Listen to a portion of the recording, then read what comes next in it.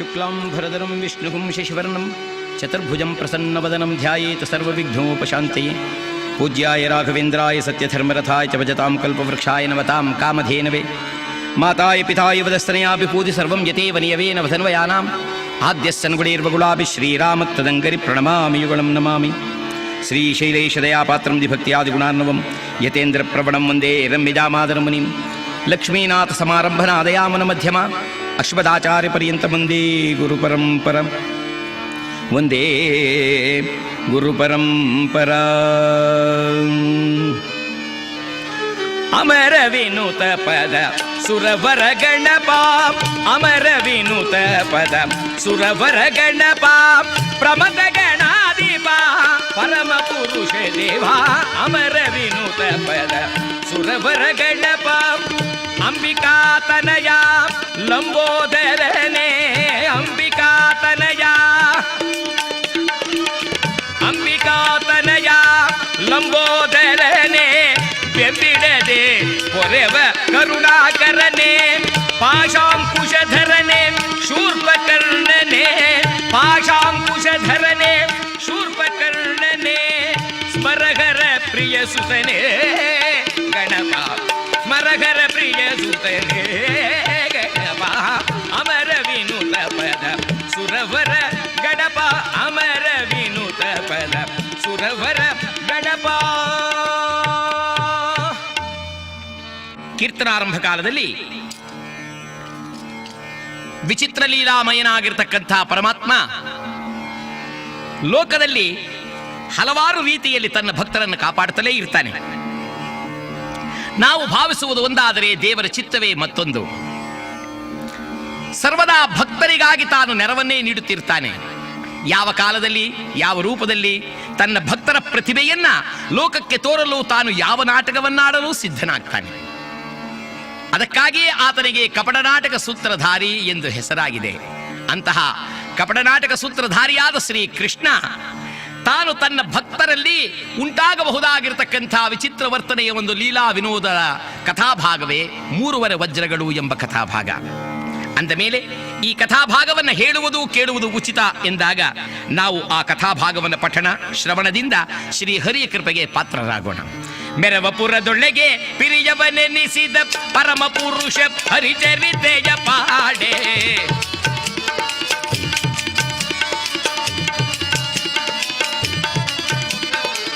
ಅನಿತ ಭುವನ ಬ್ರಹ್ಮಾಂಡ ನಾಯಕನ ದಿವ್ಯ ಚರಿತ ಗಾನ. ನಾರಾಯಣ ನಾರಾಯಣ ನಾರಾಯಣ. ದ್ವಾಪರ ಯುಗದಲ್ಲಿ ಜಗದೊಡೆಯರಾಗಿರುವ ಶ್ರೀ ಕೃಷ್ಣ ಪರಮಾತ್ಮನ ಪ್ರಿಯ ಭಕ್ತರಾಗಿರುವ ಪಾಂಡವರು ದುರ್ಯೋಧನಾದಿಗಳ ಮೋಸ ಜೂತದಲ್ಲಿ ಸಿಕ್ಕಿ ತಾವು ವನವಾಸಕ್ಕಾಗಿ ಕಾಡಿಗೆ ಹೊರಟಿದ್ದಾರೆ. ಪಡಬಾರದ ಕಷ್ಟಗಳನ್ನು ಪಡುತ್ತಾ ಕಾಡಿನಲ್ಲಿ ಅವರು ವಾಸ ಮಾಡಿಕೊಂಡಿದ್ದರೆ ಜಗದೊಡೆಯರಾಗಿರ್ತಕ್ಕಂಥ ಶ್ರೀಮನ್ನಾರಾಯಣ ರೂಪಿಯಾದ ಕೃಷ್ಣನಿಗೆ ಭಕ್ತರ ಮೇಲೆ ಚಿಂತೆ. ಏನಾಯಿತೋ, ಏನು ಕಷ್ಟಪಡುತ್ತಿದ್ದಾರೋ. ಲೋಕದಲ್ಲಿ ಒಬ್ಬೊಬ್ಬರಿಗೊಂದೊಂದು ಚಿಂತೆ. ಮಕ್ಕಳಿಲ್ಲದವರಿಗೆ ಮಕ್ಕಳ ಚಿಂತೆ, ಧನವಿಲ್ಲದವರಿಗೆ ಧನದ ಚಿಂತೆ. ಒಬ್ಬೊಬ್ಬರಿಗೂ ಒಂದೊಂದು ಚಿಂತೆ ಇರುವಂತೆ ಪರಮಾತ್ಮನಿಗೂ ಒಂದು ಚಿಂತೆಯಂತೆ ತನ್ನ ಭಕ್ತರಿಗೆ ಯಾವ ವಿಧವಾದಂತಹ ದುಃಖ ಬಾರದೇ ಇರಲಿ, ಕಷ್ಟಪಡ್ತಾರಲ್ಲ ಅನ್ನುವ ಚಿಂತೆ. ದ್ವೈತವನದಲ್ಲಿ ಪಾಂಡವರು ಅನೇಕ ವಿಧವಾಗಿರುವ ಪುರಾಣ ಪುಣ್ಯ ಕಥೆಗಳನ್ನು ಕೇಳುತ್ತಾ ಕಾಲವನ್ನು ಕಳೆಯುತ್ತಿರುವಾಗ ಶ್ರೀ ಕೃಷ್ಣ ಸಂದರ್ಶನಾರ್ಥವಾಗಿ ಮಹಾನುಭಾವರಾದಂಥ ನಾರದ ಮಹರ್ಷಿಗಳು ಭಗವನ್ನಾಮ ಸಂಕೀರ್ತನೆಯನ್ನು ಪಾಡುತ್ತಾ ದ್ವಾರಕೆಗೆ ಬರ್ತಾ ಇದ್ದಾರೆ. ನಾರಾಯಣಂ ಭಜ ನಾರಾಯಣಂ ನಾರಾಯಣಂ ನೀಲಮೇಘ ವರ್ಣ. ನಾರಾಯಣ ನಾರಾಯಣಂ ಭಜ ನಾರಾಯಣಂ.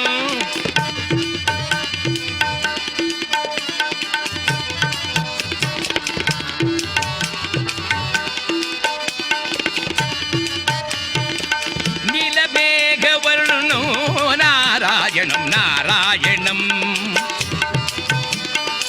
ಕಮಲಾಯತನಯನಾಂ ನಾರಾಯಣ ಕಮನೀಯ ಕಾಂತಿ ಪರಿಪೂರಣ. ಕಮಲಾಯತ ನಯನ ನಾರಾಯಣ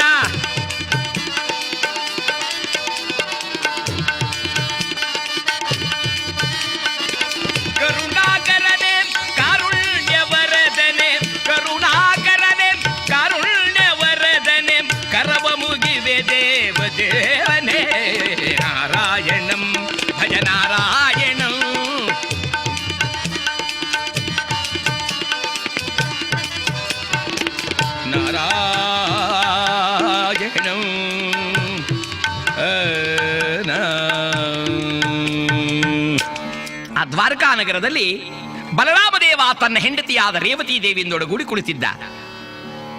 ರೇವತಿ ದೇವಿ ಒಂದು ಪ್ರಶ್ನೆ ಮಾಡಿದ್ಲು. ಸ್ವಾಮಿ, ಲೋಕದಲ್ಲಿ ಬಹುಜನ ರಾಮರ ಹೆಸರನ್ನು ಕೇಳಿದ್ದೇನೆ. ಅದರಲ್ಲಿ ಶ್ರೀರಾಮ, ಪರಶುರಾಮ ಇವರು ಬಹಳ ಪ್ರಖ್ಯಾತರು. ನೀವು ಬಲರಾಮ ಅಂತ ಹೆಸರು ಪಡೆದಿದ್ದೀರಲ್ಲ, ಇದು ಹೇಗೆ? ಸೋಮಪಾನದಲ್ಲಿ ತಲ್ಲೀರನಾಗಿದ್ದ ಬಲರಾಮ ನಗನಗುತ್ತ ಹೇಳಿದರಂತೆ, ರೇವತಿ, ಹಲಾಯುಧವನ್ನು ಕರದೊಳಗೆ ಹಿಡಿದು ಯುದ್ಧಕ್ಕೆ ನಾನು ಎದುರಾಗಿ ನಿಂತರೆ ನನ್ನ ಎದುರಾಗಿ ನಿಲ್ಲುವ ಧೀರರು ಈ ತ್ರಿಭುವನದಲ್ಲಿಯೂ ಇಲ್ಲ. ಈಗ ಪ್ರಸಿದ್ಧರು ಎನಿಸಿಕೊಂಡಿರುವ ದುರ್ಯೋಧನ ಭೀಮಾದಿಗಳು ನನ್ನ ಶಿಷ್ಯರೇ. ಗದಾಯುದ್ಧದಲ್ಲಿ, ಮಲ್ಲಯುದ್ಧದಲ್ಲಂತೂ ಬಹಳ ಪ್ರವೀಣ ನಾನು. ಆ ಮಲ್ಲಯುದ್ಧದ ವೈಖರಿ ಮೂರು ಲೋಕದಲ್ಲಿ ನಾರಿಗೂ ಇಲ್ಲ ಕಾಣೆ. ಆಗ ರೇವತಿ ದೇವಿ ಕೇಳಿದ್ಲು, ಹೌದೇನ್ರಿ? ಮಲ್ಲಯುದ್ಧ ಅಂದ್ರೆ ಕುಸ್ತಿ ಅಲ್ವೇ? ನಾನು ನೋಡ್ಬೇಕಲ್ರಿ? ನೋಡಬೇಕು ಎಂದಾಗ ಬಲರಾಮ ಹೇಳಿದ, ಸಮಯ ಸಿಕ್ಕಿಲಿ ಅದರ ಅವಕಾಶವನ್ನು ಕಲ್ಪಿಸಿಕೊಡ್ತೇನೆ. ಅಯ್ಯೋ, ಇನ್ನು ನಾನು ನಿಮ್ಮ ಕುಸ್ತಿ ನೋಡೋದಕ್ಕೋಸ್ಕರ ಸಮಯ ಕಾಯ್ಬೇಕೆ? ಇಲ್ಲೇ ಯಾರಾದರೂ ಸೇವಕರಿದ್ದಾರಲ್ಲ, ಮಾಡಬಾರ್ದೇನ್ರಿ? ಛೇ ಛೇ ಛೇ ಛೇ, ಎಲ್ಲಾದರೂ ಉಂಟಾ? ನಮ್ಮ ಯೋಗ್ಯತೆಗೆ ಸರಿ ಸಮಾನವಾದವರು ಬಂದಾಗಲ್ವೇನೆ ಅದರ ವಿಚಾರ. ತಾಳು, ಯಾರಾದರೂ ಬರಲಿ, ಆಗ ವಿಚಾರ ತೋರ್ತೇನೆ. ಹಾಗನ್ನೋ ವೇಳೆಗೆ ಸರಿಯಾಗಿ ಬ್ರಹ್ಮ ಮಾನಸಪುತ್ರರಾದ ನಾರದರು ನಾರಾಯಣ ಅಂತ ಬಂದರು. ಕಂಡೊಡನೆಯೇ ನಾರದರನ್ನ ಬಲರಾಮ ಎದ್ದ. ಆಹಾ, ರೇವತಿ, ನಿನ್ನಾಶೆ ಈಡೇರುವ ಕಾಲ ಬಂದಿದೆ. ನನಗೆ ಸರಿಯಾದ ಜೊತೆ ಇಲ್ಲ ಅಂತಿದ್ದೆ. ನೋಡು, ಈ ಬ್ರಹ್ಮನ ಪುತ್ರ ನಾರದ, ಆ ಬ್ರಹ್ಮಚಾರಿ ಸರಿಯಾಗಿದ್ದಾನೆ. ನಾರದ ಬಾ. ನಾರದರು ನೋಡೋದು, ಏನಿದು ಬಾ ಅಂತಾನಲ್ಲ? ಯಾವಾಗಲೂ ಕಂಡಾಗ ಪೂಜ್ಯರೇ ದಯಮಾಡಿಸಿ ನಮಸ್ಕಾರ, ನಮೋ ನಮಃ ಅಂತಿದ್ದವರು ನಾರದ ಬಾ ಅಂತಾರಲ್ಲ, ಏನೋ ಸಮಾಚಾರ ಗೊತ್ತಾಗ್ಲಿಲ್ವಲ್ಲ ಅನ್ನುವಾಗ ಈ ಬಲರಾಮ್ ಹೇಳಿದ, ಬಾ. ನಾರದರು ಅಲ್ಲೇ ಕೇಳಿದ್ರ, ಬಲರಾಮ್ ದೇವರೇ, ಏನ್ ಸಮಾಚಾರ? ಏನು ಇಲ್ಲ, ನನ್ನ ಹೆಂಡತಿಯಾಗಿರ್ತಕ್ಕಂಥ ರೇವತಿಗೆ ನಾನು ಮಲ್ಲ ಯುದ್ಧ ಮಾಡುವುದು ಹೇಗೆ ಎನ್ನುವುದನ್ನು ನೋಡಬೇಕಂತೆ. ಅದಕ್ಕಾಗಿ ನಿನ್ನನ್ನು ಉಪಯೋಗಿಸ್ಕೊಳ್ತೇನೆ, ಬಾ. ಹಾ, ನನ್ನನ್ನು ಉಪಯೋಗಿಸ್ಕೊಡ್ತೀಯ? ಹೇಗೆ? ಏನು ಇಲ್ಲ, ಬಾರೈ ಯುದ್ಧ ಮಾಡುವ, ಬಾರೈ ಯುದ್ಧ ಮಾಡುವ, ನಾರದ ಬಾರೈ ಯುದ್ಧ ಮಾಡುವ. ಸತಿಯನ್ನವಳು ನೋಡ ಬಯಸಿದಳು, ಸತಿಯನ್ನವಳು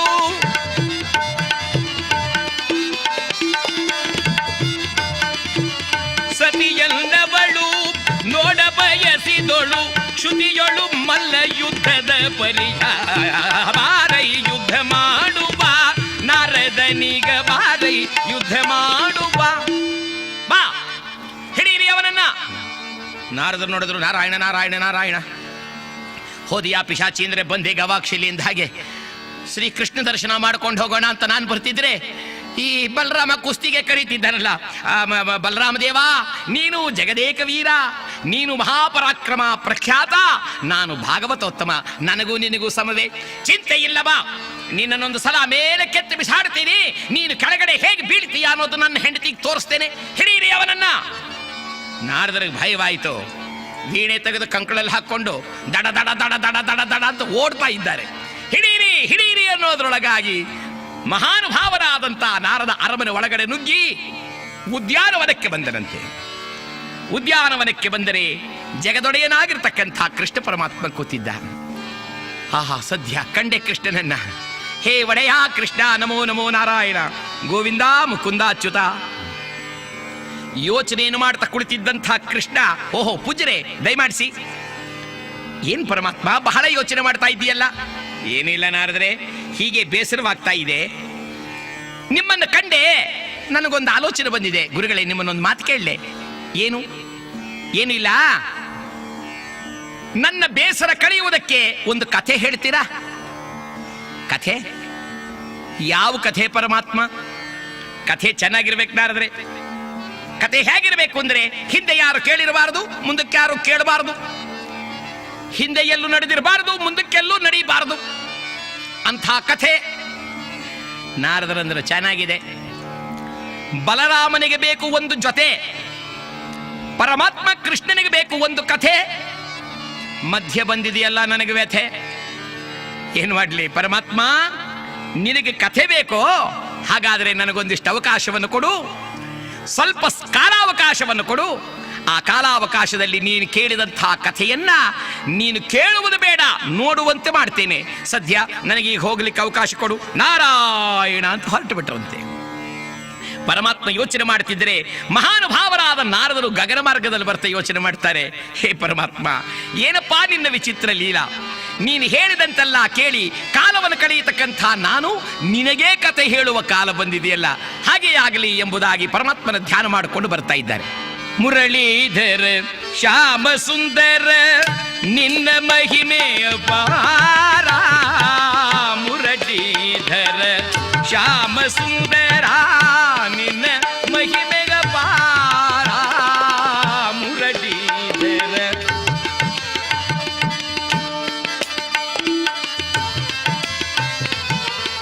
ನಿನಗೆ ಕಥೆಯ ಬೇಡ ಪರಿಯೂ ಎನಗೆ ಅಳವೇ ದೇವ, ಮುರಳೀಧರ ಶ್ಯಾಮ ಸುಂದರ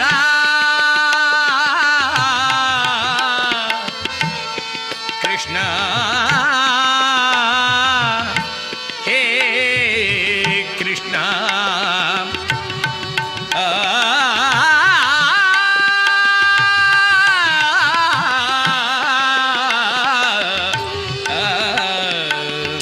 ಹೇ ಕೃಷ್ಣ. ಮುರಳೀಧರ ಶ್ಯಾಮ ಸುಂದರ ನಿನಗೆ ಕಥೆಯ ಪೇಳುವ ಪರಿಯು ಎನಗಳವೇ ದೇವ, ನಿನಗೆ ನಾನು ಕಥೆಯನ್ನು ಹೇಳೋದೆ. ಎಲ್ಲರ ಜೀವನ ಚರಿತೆಗೂ ನೀನೇ ಮುಖಪುಟ, ಎಲ್ಲರ ಜೀವನ ರಥಕ್ಕೂ ನೀನೇ ಸಾರಥಿ, ಎಲ್ಲರ ದೇಹಾಂತರ್ಗತನಾಗಿರುವ ಶ್ರೀರಂಗ ನಿನಗೆ ನಾನೊಂದು ವಿಚಿತ್ರ ಕಥೆ. ಎಷ್ಟು ವಿಚಿತ್ರವಾಗಿದೆ ನನ್ನ ಜೀವನ. ನಾರಾಯಣ ನಾರಾಯಣ ಅಂತ ಗಗನ ಮಾರ್ಗದಲ್ಲಿ ಹೋಗ್ತಿದ್ದಾರೆ. ಒಂದು ಸಲ ತಲೆ ಹಾಯಿಸಿ ಭೂಲೋಕವನ್ನು ನೋಡಿದರೆ ಇವರ ಶಿಷ್ಯ ಕೃತವರ್ಮ ಅರಮನೆಯ ಹೊರಬಾಗಿಲಲ್ಲಿ ತನ್ನ ಅರಮನೆಗೆ ಬರುತ್ತಿರುವ ಅನೇಕ ಜನ ಅತಿಥಿಗಳನ್ನು ಕಂಡು ಸತ್ಕರಿಸಿ ಕರಜೋಡಿಸಿ ಪ್ರಾರ್ಥನೆ ಮಾಡ್ತಿದ್ದಾನೆ, ದಯಮಾಡಿಸಿ ದಯಮಾಡಿಸಿ ದಯಮಾಡಿಸಿ. ನಾರದರು ನೋಡಿದರು, ಬಲರಾಮನಿಗೆ ಒಂದು ಜೊತೆ, ಜಗದೊಡೆಯನಾದ ಶ್ರೀ ಕೃಷ್ಣನಿಗೊಂದು ಕಥೆ. ಅದು ಪ್ರಾರಂಭಿಸಬೇಕಾದರೆ ಇದೇ ಸರಿಯಾದ ಸಮಯ, ಇಲ್ಲೇ ಪ್ರಾರಂಭಿಸಬೇಕು ಅಂತ ಗಗನ ಮಾರ್ಗದಿಂದ ಸರ್ರದ ಭೂತಳ ಕಿಳಿದರಂತೆ ನಾರದ ಮಹರ್ಷಿಗಳು. ನಾರಾಯಣ. ಶಿಷ್ಯ ಕಂಡ, ಗುರುಗಳನ್ನು ಕಂಡೊಡನೆ ಓಡೋಡಿ ಬಂದಿದ್ದೆ. ಜಯ ಗುರುದೇವ, ಮಂಗಳಮಸ್ತು. ಗುರುದೇವ, ನಿಮ್ಮ ಆಶೀರ್ವಾದವನ್ನು ಪಡೆದ ಶಿಷ್ಯ ಪ್ರತಿ ದಿವಸ ಸಹಸ್ರಾರು ಮಂದಿ ಸಾಧು ಸಂತರಿಗೆ ಬ್ರಾಹ್ಮಣಾದಿಗಳಿಗೆ ಭೋಜನವನ್ನು ಬಡಿಸಿ ಅನ್ನದಾನವನ್ನು ಮಾಡಿ ನಾನು ಕೃತಕೃತ್ಯನಾಗ್ತಿದ್ದೇನೆ. ದಯಮಾಡಿಸಿ ಗುರುಗಳೇ, ಈ ದಿನ ನೀವೇ ಬಂದಿದ್ದೀರಾ ಎಂದರೆ ಆನಂದವೋ ಆನಂದ. ದಯಮಾಡಿಸಿ ದಯಮಾಡಿಸಿ. ಕರೆದುಕೊಂಡು ಹೋದ. ಅಂದಿನ ಸಮಾರಾಧನೆಯಲ್ಲಿ ಅಗ್ರಾಸನದ ಮೇಲೆ ಗುರುಗಳನ್ನು ಕೂರಿಸಿದ್ದಾನೆ. ಸಾಲು ಸಾಲ ಕೂತಿದ್ದಾರೆ ಭೋಜನಕ್ಕೆ ಜನ. ಏನ್ ಅಡಿಗೆಗಳು ಬಡಿಸ್ತಾ ಇದ್ದಾರೆ. ಲಾಡು, ಚಿರೋಟಿ, ದೂತ್ಪಾಡ, ಕದಾಯಿ, ದಮರೋಟ, ಮೈಸೂರು ಬಾತ್, ಕೇಸರಿ ಬಾತ್, ಮಗಳು ಬಾತು, ರಾವಣ ಬಾತು, ಕುಂಕಡ ಬಾತು, ಸಣ್ಣಿಗೆ ಮಣ್ಣಿಗೆ, ಗೂಳೂರಿಗೆ, ಬೆಂಗಳೂರಿಗೆ, ತುಮಕೂರಿಗೆ ಅಂತ ರಾಶಿ ರಾಶಿ ತಿಂಡಿಗಳನ್ನು ಮಾಡಿ ಬಡಿಸಿದ್ದಾರೆ. ಪಕ್ಕದಲ್ಲಿ ಕೂತಿರೋರಿಗೆಲ್ಲ ಬಾಯಿಗೆ ಹಾಕೊಂಡ್ರೆ ಸಾಕು ಅಂತ ಈ ನಾರದರ ಭೋಜನಕ್ಕಾಗಿ ಕುಳಿತಿದ್ದಾಗ ಬಂದಂತ ಕೃತವರ್ಮನು ನಮಸ್ಕಾರ ಮಾಡಿ ತನ್ನ ಹೆಂಡತಿಯನ್ನು ಕರೆದ. ಸತ್ಯ ಸತ್ಯ ಸತ್ಯ ಎಂದರೆ ಓಡೋಡಿ ಬರ್ತಿದ್ದಾಳಂತೆ ಸತ್ಯವತಿ. ದೊಡ್ಡವರು ಹೇಳ್ತಾರೆ, ಸತ್ಯವತಿ ಗುಣವತಿ, ಪತಿಯೊಳಗೆ ಅತಿ ವಿಧದ ಭಕ್ತಿಯಲ್ಲಿ ಬಾಳುವ ನಿಜ ಸತಿ. ಆ ಸತ್ಯವತಿಯು ಓಡಿ ಬಂದಿದ್ದೆ. ಗುರುಗಳ ಚರಣಾರವಿಂದಕ್ಕೆ ನಮಸ್ಕಾರ ಮಾಡಿ ಕೈಗಳನ್ನು ಜೋಡಿಸಿ ನಿಂತಿದ್ದಾಳೆ. ಗುರುಗಳ ಕೈಯನ್ನೇ ನೋಡಿದರು.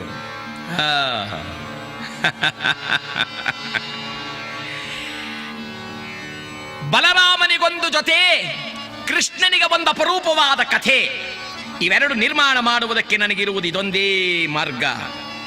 ಕಾರಣ, ಕೃಷ್ಣ ನಾರಾಯಣಾಂಶ ಸಂಭೂತ, ಬಲರಾಮ ಆದಿಶೇಷಾವತಾರಿ. ಇವರಿಬ್ಬರನ್ನೂ ಅಲುಗಾಡಿಸುವ ಶಕ್ತಿ ಎಂದರೆ, ತ್ರಿಮೂರ್ತಿಗಳನ್ನು ಅಲುಗಾಡಿಸುವ ಶಕ್ತಿ ಇರುವುದು ಒಂದೇ ಒಂದರಲ್ಲಿ, ಅದೇ ಪತಿವ್ರತಾ ಶಕ್ತಿ. ಈ ಸತಿಯಾಗಿರತಕ್ಕಂಥ ಸತ್ಯವತಿಯನ್ನ ಈ ನಾಟಕಕ್ಕೆ ನಾನೊಂದು ಕಾರಣಭೂತವಾಗಿಟ್ಕೊಳ್ಬೇಕು. ನಾರಾಯಣ ನಾರಾಯಣ ಕೃಷ್ಣ, ನಾನಿನ್ನು ಮುಂದೆ ಮಾಡೋ ಕೆಲಸಕ್ಕೆ ನೀನೇ ನನಗೆ ಸಹಾಯ ಮಾಡಬೇಕು ಅಂತ ಭೋಜನವನ್ನು ಮಾಡದೆ ಸುಮ್ಮನೆ ಕುಳಿತಿದ್ದರೆ ಶಿಷ್ಯನಾದ ಕೃತವರ್ಮ ಬಂದ ಕೈಗಳನ್ನು ಜೋಡಿಸಿದ. ಗುರುಗಳೇ, ತಾವು ಪ್ರಾರಂಭವನ್ನು ಮಾಡದೆ ಆ ಕಾದಿರುವ ಜನಗಳ್ಯಾರು ಊಟ ಮಾಡೋ ಹಾಗಿಲ್ಲ. ನಾರದರು ಹೇಳಿದ್ರಪ್ಪ, ನನ್ನ ಮನಸ್ಸಿನಲ್ಲಿ ಒಂದು ಭಾವನೆ ಬಂದಿದೆ, ನಾನು ಕೇಳಿದ್ದನ್ನು ನೀನು ನೆರವೇರಿಸಿಕೊಡ್ತೇನೆ ಅಂತ ಅಭಯವನ್ನು ಕೊಟ್ಟರೆ ಊಟ ಮಾಡ್ತೇನೆಯ. ಗುರುಗಳೇ, ನಿಮಗಿಲ್ಲ ಅಂತ ನಾನೆಂದು ಹೇಳುವುದಿಲ್ಲ, ಅಗತ್ಯವಾಗಿ ಆಗಬಹುದು. ಹಾಗಾದರೆ ಪ್ರಮಾಣ ಮಾಡಿ ಹೇಳು. ಪ್ರಮಾಣವೇ? ಕೇಳಿ, ನನಗೆ ಈ ಲೋಕದಲ್ಲಿ ಎಲ್ಲಕ್ಕಿಂತಲೂ ಸರ್ವಶ್ರೇಷ್ಠವಾದಂತಹ ಒಂದು ಶಕ್ತಿ ಎಂದರೆ ಅದೇ ಗುರುವು. ನನಗೆ ಎಲ್ಲಕ್ಕಿಂತಲೂ ಮಿಗಿಲಾದ ದೈವ ಎಂದರೆ ನನ್ನ ಗುರು. ಆ ಗುರುವಾದ ನಾರದ ನಿನ್ನ ಪಾದದಾಣಿಯಾಗಿ ನೆರವೇರಿಸಿಕೊಡ್ತೇನೆ. ಊಟವಾಗಲಿ ಊಟವಾಗಲಿ ಎನ್ನುವುದರೊಳಗಾಗಿ ಎಲ್ಲರೂ ಭೋಜನ ಮಾಡುತ್ತಿದ್ದಾರೆ. ನಾರದರು ಮುಗಿಸಿದರು. ನಾರಾಯಣ ನಾರಾಯಣ ಕರತಂದು ಅರಮನೆಯ ಒಂದು ಮೂಲೆಯಲ್ಲಿ ಕೂರಿಸಿ ಅವರ ಪಾದಗಳಿಗೆ ನಮಸ್ಕಾರ ಮಾಡಿ ರಾಜ ಕೇಳಿದ, ಗುರುಗಳೇ, ಏನಾಗಬೇಕು? ಏನು ಇಲ್ಲ, ಒಂದೇ ಒಂದು ಮುಖ್ಯವಾದ ವಿಚಾರ ಹೇಳಬೇಕು ನಿನಗೆ. ಗುರುಗಳೇ, ಅಪ್ಪಣೆಯನ್ನು ಕೊಡಿಸಿ. ಇಂದಿನ ಇರುಳಿನ ಸೇವೆಗೆಲ್ಗೆನುತ ಸತಿದಿಲ್ಲವಳು ಸತ್ಯವತಿಯ ಮನ ಮಾಡಿ ಕಳುಗೆನುತ ಬೇಡಲು ಅರಸ ಬೇಡಲು ಮನ ಮಾಡಿದೆನು ಕೇಳಿ ಎನ್ನ ಮಾತ.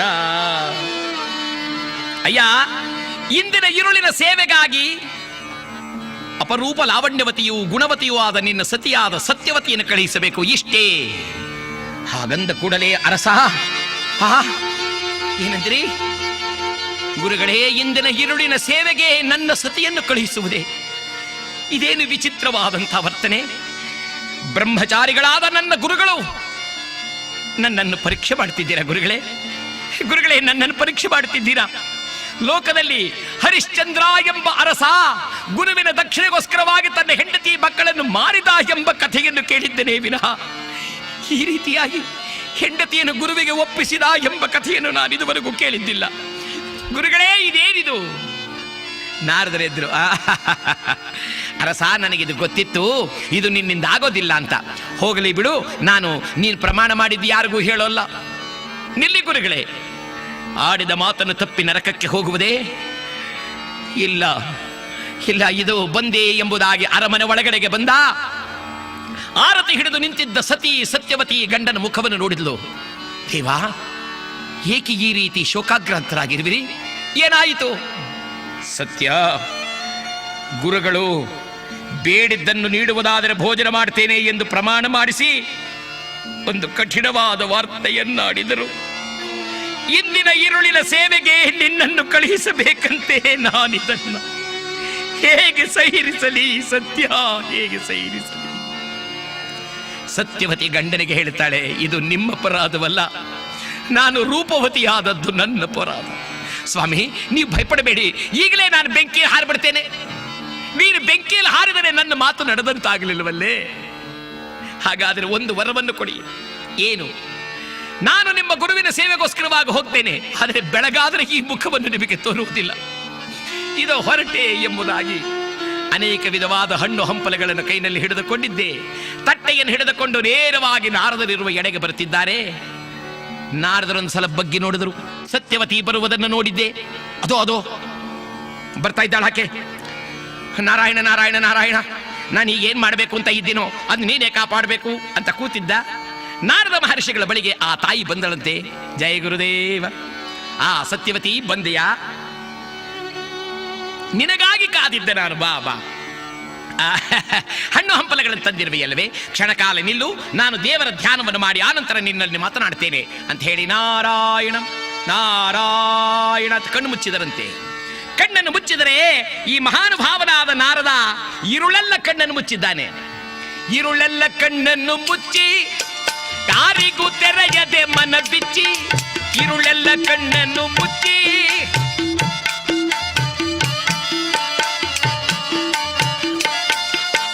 ಯಾರಿಗೂ ತಿಳಿಯದೆ ಮನ ಬಿಚ್ಚಿ ಬೇಡದೆ ಇರುಳೆಲ್ಲ ಕಣ್ಣನ್ನು ಮುಚ್ಚಿ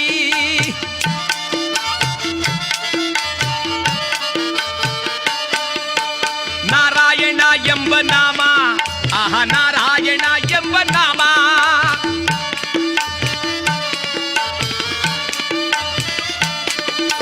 ನಾರಾಯಣ ಎಂಬ ನಾಮವ ಜಪಿಸುತ್ತ ಕಾಲವ ಕಳೆದನು ನಾರದ. ಆನಂದದಿಂದ ವಿನೋದದಿ ನೋಡುತ್ತ ಕಾಲವ ಕಳೆದನು ನಾರದ, ಕಾಲವ ಕಳೆದನು ನಾರದ. ಮುಚ್ಚಿ ನಾರಾಯಣ ನಾರಾಯಣ ಅಂತ ಕುಳಿತವರು ರಾತ್ರಿಯೆಲ್ಲ ಹಾಗೆ ಕುಳಿತರಂತೆ. ಬೆಳಗಿನ ಜಾವವಾಗಲು ಪ್ರಾರಂಭವಾಯಿತು. ಅಲ್ಲಲ್ಲಿ ಪಕ್ಷಿಗಳ ಕಲರವವು ಕೇಳಿಸಿತು. ಕೇಳಿಸಿದ ಕೂಡಲೇ ಈ ತಾಯಿ ಸತ್ಯವತಿ ಯೋಚನೆ ಮಾಡ್ತಾಳೆ, ಗುರುಗಳು ಕೇಳಿದ್ದು ನನ್ನನ್ನ ರಾತ್ರಿಯ ಸೇವೆಗಾಗಿ ಎಂದು.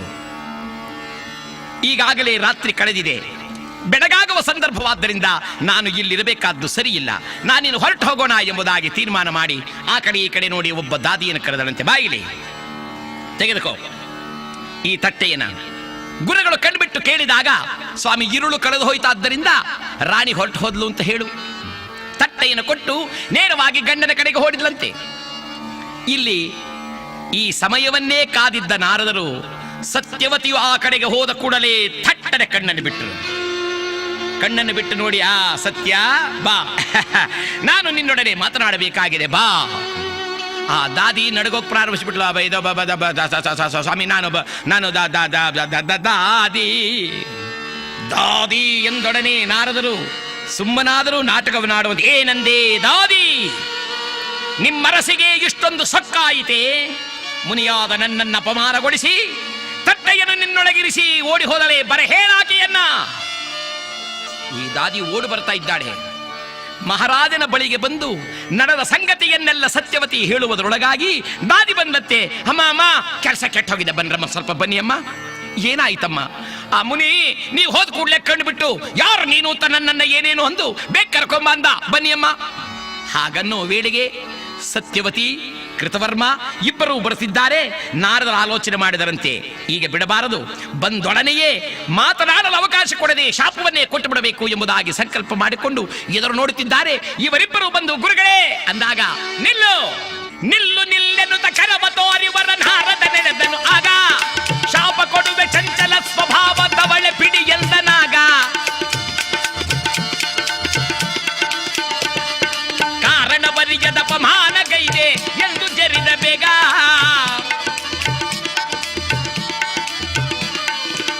ಜರಿದ ಬೇಗ. ಕೆಲವೇ ಚಂಚಲ ಸ್ವಭಾವದವಳೆ, ಸೇವೆಯನ್ನು ಮಾಡಲು ಬಂದವಳು ಕ್ಷಣಕಾಲವೂ ನಿಲ್ಲದೆ ಚಂಚಲ ಸ್ವಭಾವದವಳಾಗಿ ನನ್ನನ್ನು ಬಿಟ್ಟು ಹೋದೆಯಂತೆ.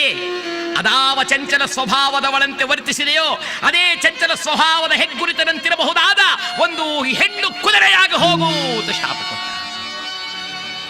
ಕೂಡಲೇ ಗಡ ಗಡ ಗಡ ಗಡ ಗಡ ಗಡ ಗಡ ನಡುಗೋದ್ರೊಳಗಾಗಿ ಸತ್ಯವತಿಯು ಒಂದು ಹೆಣ್ಣು ಕುದುರೆಯಾಗಿ ನಿಂತಳು. ಕೃತವರ್ಮ ಕೇಳಿದ, ಗುರುಗಳೇ, ಲೋಕದಲ್ಲಿ ಗುರು ಸೇವೆಯನ್ನು ಮಾಡಿದರೆ ಜೀವನ ಉದ್ಧಾರವಾಗುತ್ತೆ ಅಂತಾರೆ. ನಾನು ಗುರು ಸೇವೆಯನ್ನು ಮಾಡಿದ್ದರಿಂದ ನನ್ನ ಸಂಸಾರವೇ ನಾಶವಾಯಿತಲ್ಲ. ನಾರದರ ಕ್ಷಣಕಾಲ ಯೋಚನೆ ಮಾಡಿ, ನಾರಾಯಣ ನಾರಾಯಣ. ಆ ಕೃತವರ್ಮ, ಭಯಪಡಬೇಡ, ಯಾವುದೂ ಕಾರಣವಿಲ್ಲದೆ ಕಾರ್ಯ ನಡೆಯುವುದಿಲ್ಲ. ಹೀಗಾಗಿದೆ ಎಂದರೆ ವ್ಯಥೆ ಪಡಬೇಡ. ನಿನ್ನ ಹೆಂಡತಿಯ ಶಾಪ ವಿಮೋಚನೆಯನ್ನು ಹೇಳ್ತೇನೆ ಕೇಳು. 3.5 ವಜ್ರಗಳು ನಿನ್ನ ಹೆಂಡತಿಗೆ ಸೋಂಕಿದಾಗ ನಿನ್ನ ಹೆಂಡತಿ ಶಾಪ ವಿಮೋಚನೆ ಆಗುತ್ತೆ. ಪಕ್ಕದಲ್ಲಿ ಮಂತ್ರಿ ಇದ್ದ, ಸ್ವಾಮಿ 3.5 ವಜ್ರಕ್ಕೇನು ಕೊರತೆ ಸ್ವಾಮಿ, ನೀವು ಅಪ್ಪಣೆ ಕೊಟ್ರೆ 3,000 ವಜ್ರ ತಗೊಂಬಂದು ಸುರಿದು ಬಿಡ್ತೇವೆ.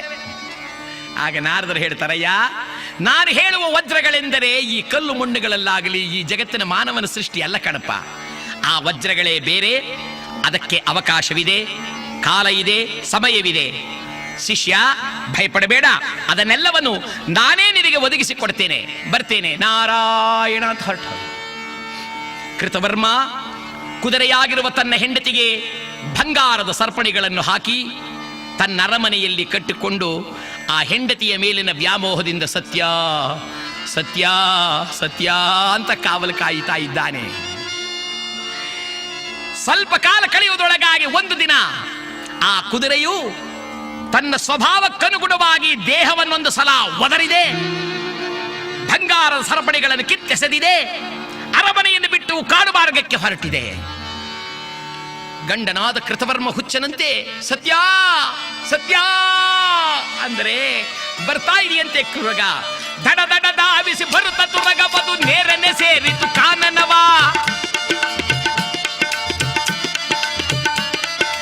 ಹರಿವಲಿಮೆಗಿಲ್ದ ಪಡೆದ ಧರೆಯೊಳಗೆ ಮೆರೆಯುತ್ತೀ ಪರಿಯ ಆತುರಗ.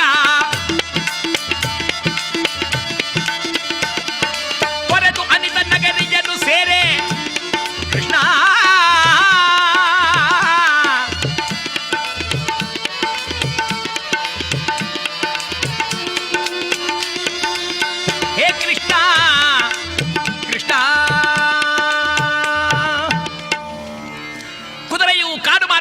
ಹೊರಟು ಅನೇಕ ದೇಶಗಳನ್ನು ಸುತ್ತಾಡುತ್ತಿದೆ.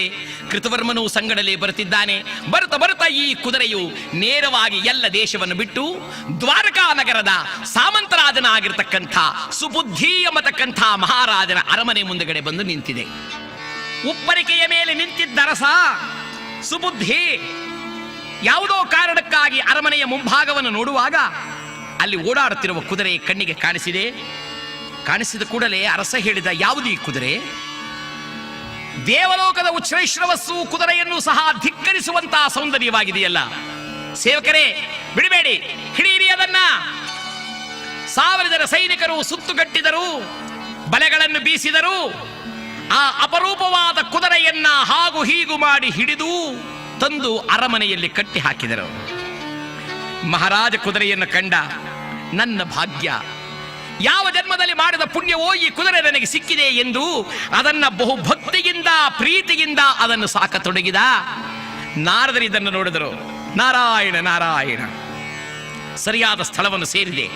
ಈಗ ನಾನು ಈ ವಿಚಾರವನ್ನು ಮುಟ್ಟಿಸಿ ಬರಬೇಕು ಎಂಬುದಾಗಿ ನಾರಾಯಣ ಅಂತ ಗಗನ ಮಾರ್ಗದಲ್ಲಿ ಹೊರಟು ಎಲ್ಲಿಗೆ ಬರುತ್ತಿದ್ದಾರೆ? ದ್ವಾರಕಾ ನಗರದಲ್ಲಿ ಬಲರಾಮ ದೇವರು ಒಡ್ಡೋಲಗದಲ್ಲಿ ಕುಳಿತಿದ್ದರು. ಅಲ್ಲಿಗೆ ಬಂದಿದ್ದೆ. ನಾರಾಯಣ. ಬಲರಾಮನೇನು ಮಾಡದ, ಎದ್ದು ಪೂಜ್ಯರೇ ನಮೋ ನಮಃ, ದಯಮಾಡಿಸಿ. ನಾರದರು ನೋಡಿದರು. ಸದ್ಯ ನಾರದ ಬಾ ಅನ್ಲಿಲ್ವಲ್ಲ, ಈ ದಿನ ದಯಮಾಡಿಸಿ ಅಂತಿದ್ದಾನೆ, ಪರವಾಗಿಲ್ಲ ಅಂತ ಬಂದವರೇನು ಮಾಡಿದ್ರಂತೆ? ನಾರಾಯಣ. ದೇವರ ಸ್ಮರಣೆ ಮಾಡುತ್ತಾ ಬರುತ್ತಿದ್ದವರು ಅಂದು ದೇವರ ಸ್ಮರಣೆಯನ್ನು ಬಿಟ್ಟು ಕುದುರೆಯನ್ನು ಹೊಗಳಲು ಪ್ರಾರಂಭಿಸಿದರಂತೆ. ಎಂಥ ಚೆಲುವು ತುರಗ ಕಂಡೆನಹ, ಎಂಥ ಚೆಲುಗು ತುರಗ, ಎಂಥ ಚೆಲುವು ತುರಗ ಕಂಡೆನಹ, ಎಂಥ ಚೆಲುವು ತುರಗ. ತ್ರಿಭುವನದಲ್ಲಿ ಅರಸಿ ನೋಡಿದಲಿಲ್ಲ, ತ್ರಿಭುವನದಲ್ಲಿ ಅರಸಿ ನೋಡಿದೊಡಿಲ್ಲ, ಅದನ ಸೃಷ್ಟಿಗೊಳಗಾದುದಲ್ಲ. ಎಂಥ ಚೆಲುವು ತುರಗ ಕಂಡೆನಗ, ಎಂಥ ಚೆಲುವು ತುರಗ. ಸುರನಗರ ತುರಗ ಇದಕ್ಕೆ ಸಮವಲ್ಲ, ಸುರನಗರ ತುರಗ ಇದಕ್ಕೆ ಸಮವಲ್ಲ, ಇದ ಪಡೆದವನ ಭಾಗ್ಯ ಕೆಣಗೆ ಇಲ್ಲ. ಎಂಥ ಚೆಲುವು ತುರಗ.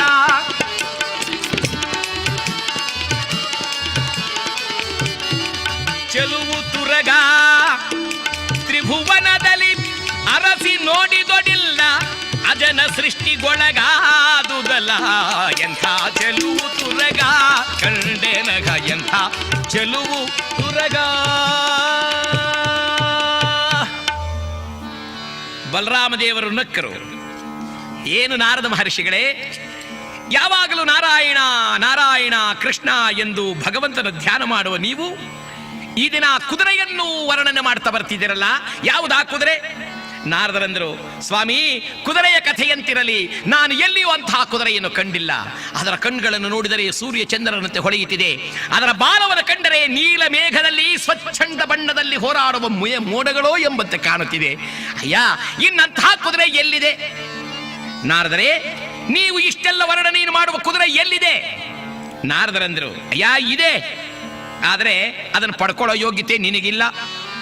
ಬಲರಾಮನಂದ, ಏನು ನಾರದರೆ, ಮಾತಿನ ಭರದಲ್ಲಿ ಮನಚುಚ್ಚುವ ಮಾತನ್ನಾಡುತ್ತಿದ್ದೀರಾ? ಏನಂದ್ರೆ ಅದನ್ನು ಪಡೆಯುವ ಯೋಗ್ಯತೆ ಎಂದರೆ ಅಂದರೆ ಆ ಕುದುರೆ ಇದೆ, ಅದನ್ನು ನೀನು ಹೊಂದಲಾರೆ. ಕಾರಣ ಎಂದರೆ ಅದು ನಿನ್ನ ಸಾಮಂತರಾಜನಾಗಿರ್ತಕ್ಕಂಥ ಸುಬುದ್ಧಿ ಎಂಬುವನ ಅರಮನೆಯಲ್ಲಿದೆ. ಬಲರಾಮ ದೇವರು ನಕ್ಕರು. ಇಷ್ಟೇನೆ? ನಾರದರೆ, ನನ್ನ ಸಾಮಂತರಾಜನಲ್ಲಿರಬಹುದಾದ ಕುದುರೆಯನ್ನು ತರಿಸಿಕೊಳ್ಳಲು ನನ್ನಿಂದ ಸಾಧ್ಯವಿಲ್ವೇ? ನೋಡಿ, ಈಗಲೇ ತರಿಸ್ತೇನೆ. ಯಾರಲ್ಲಿ ಸೇವಕ? ಬರೀ ಪತ್ರವನ್ನ. ಒಬ್ಬಾತ ಪತ್ರವನ್ನು ಬರೆದ, ಕರನಗಿಚ್ಚುತ್ತಿದ್ದಾನಂತೆ. ಆ ಬರೆದ ಪತ್ರವನ್ನ ಒಪ್ಪಿಸಿ ಬಾ ಸುಬುದ್ಧಿಗೆ. ಸುಬುದ್ಧಿಗೆ ಪತ್ರವನ್ನು ಮುಟ್ಟಿಸಲು ಕಂಚಕ್ಕೆ ಹೊರಟ ನಾರದರೆದ್ರು. ನಾರಾಯಣ. ಸಭೆಯಲ್ಲೇ ಕುಳಿತಿದ್ದ ಕೃಷ್ಣ ಪರಮಾತ್ಮ ಕೇಳಿದ, ನಾರದರೆ, ನೀವು ಬಂದು ಕೆಲಸವಾಯಿತೆ? ನಾರದರು, ನಾರಾಯಣ ನಾರಾಯಣ, ಎಲ್ಲಾಯ್ತು ಕೃಷ್ಣ, ಈಗ ಇನ್ನೂ ಪ್ರಾರಂಭವಾಯಿತು. ಆಗಲಿ, ನಿಮ್ಮ ಇಚ್ಛೆಯಂತೆ ಆಗಲಿ ಅಂದರೆ ಕಂಚುಕಿ ಪತ್ರವನ್ನು ತೆಗೆದುಕೊಂಡು ಸುಬುದ್ಧಿರಾಜನಿಗೆ ಬಂದು ಆ ಪತ್ರವನ್ನು ಒಪ್ಪಿಸಿದ. ಸುಬುದ್ಧಿರಾಜ ಪತ್ರವನ್ನು ಓದಿದ. ಅದರಲ್ಲಿ ಬಲಭದ್ರದೇವ ಬರೆದಿದ್ದಾನೆ, ಅತ್ಯದ್ಭುತವೂ ಆಶ್ಚರ್ಯಕರವೂ ಆದ ತುರಗವೊಂದು ನಿನ್ನಲ್ಲಿರುವ ಕಥೆಯನ್ನು ಕೇಳಿದವು. ಅಂತಹ ವಸ್ತುಗಳ ಪರಿಪಾಲನೆಯನ್ನು ಲೋಕವನ್ನಾಳುವ ದೊರೆಗಳಿಗೆ ಮಾತ್ರ ಸಾಧ್ಯವಾದ್ದರಿಂದ ನಿನ್ನಲ್ಲಿ ಇರಬಹುದಾಗಿರುವ ಆ ಕುದುರೆಯನ್ನು ತಂದು ಒಪ್ಪಿಸುವುದು, ತಪ್ಪಿದರೆ ಯುದ್ಧ. ಆ ಪತ್ರವನ್ನು ಓದಿದ್ದೇ ಸುಬುದ್ಧಿಗೂ ಸಿಟ್ಟಾಯಿತು. ಏನು ಈ ಕೃಷ್ಣ ಬಲರಾಮರಿಗಿದೇ ಕೆಲಸವೋ? ಕಂಡವರ ವಸ್ತುಗಳನ್ನೆಲ್ಲ ಕದ್ದು ತಂದು ತಾವೇ ಅದನ್ನು ಜಯಿಸಿದಿವಿ ಎಂದು ಹೇಳುವುದೇ ಇವರ ಅಭ್ಯಾಸವೋ? ಕಂಚುಕಿ, ಹೋಗಿ ಹೇಳು, ಕುದುರೆಯನ್ನು ಕೊಡಲು ಸಾಧ್ಯವಿಲ್ಲ. ಹಾಗನ್ನುವಾಗ ಆ ಕಂಚುಕಿ ಹೇಳಿದ, ಅರಸ, ಯೋಚನೆಯನ್ನು ಮಾಡು. ನೀನು ಕುದುರೆಯನ್ನು ಕೊಡುವುದಿಲ್ಲ ಎಂದರೆ ಯುದ್ಧ. ಯುದ್ಧ ಎಂದರೆ ಈ ಅರಸ ಸಿಟ್ಟಿನಿಂದ ನಾವು ಸಿದ್ಧ. ಹಾಗೇನು?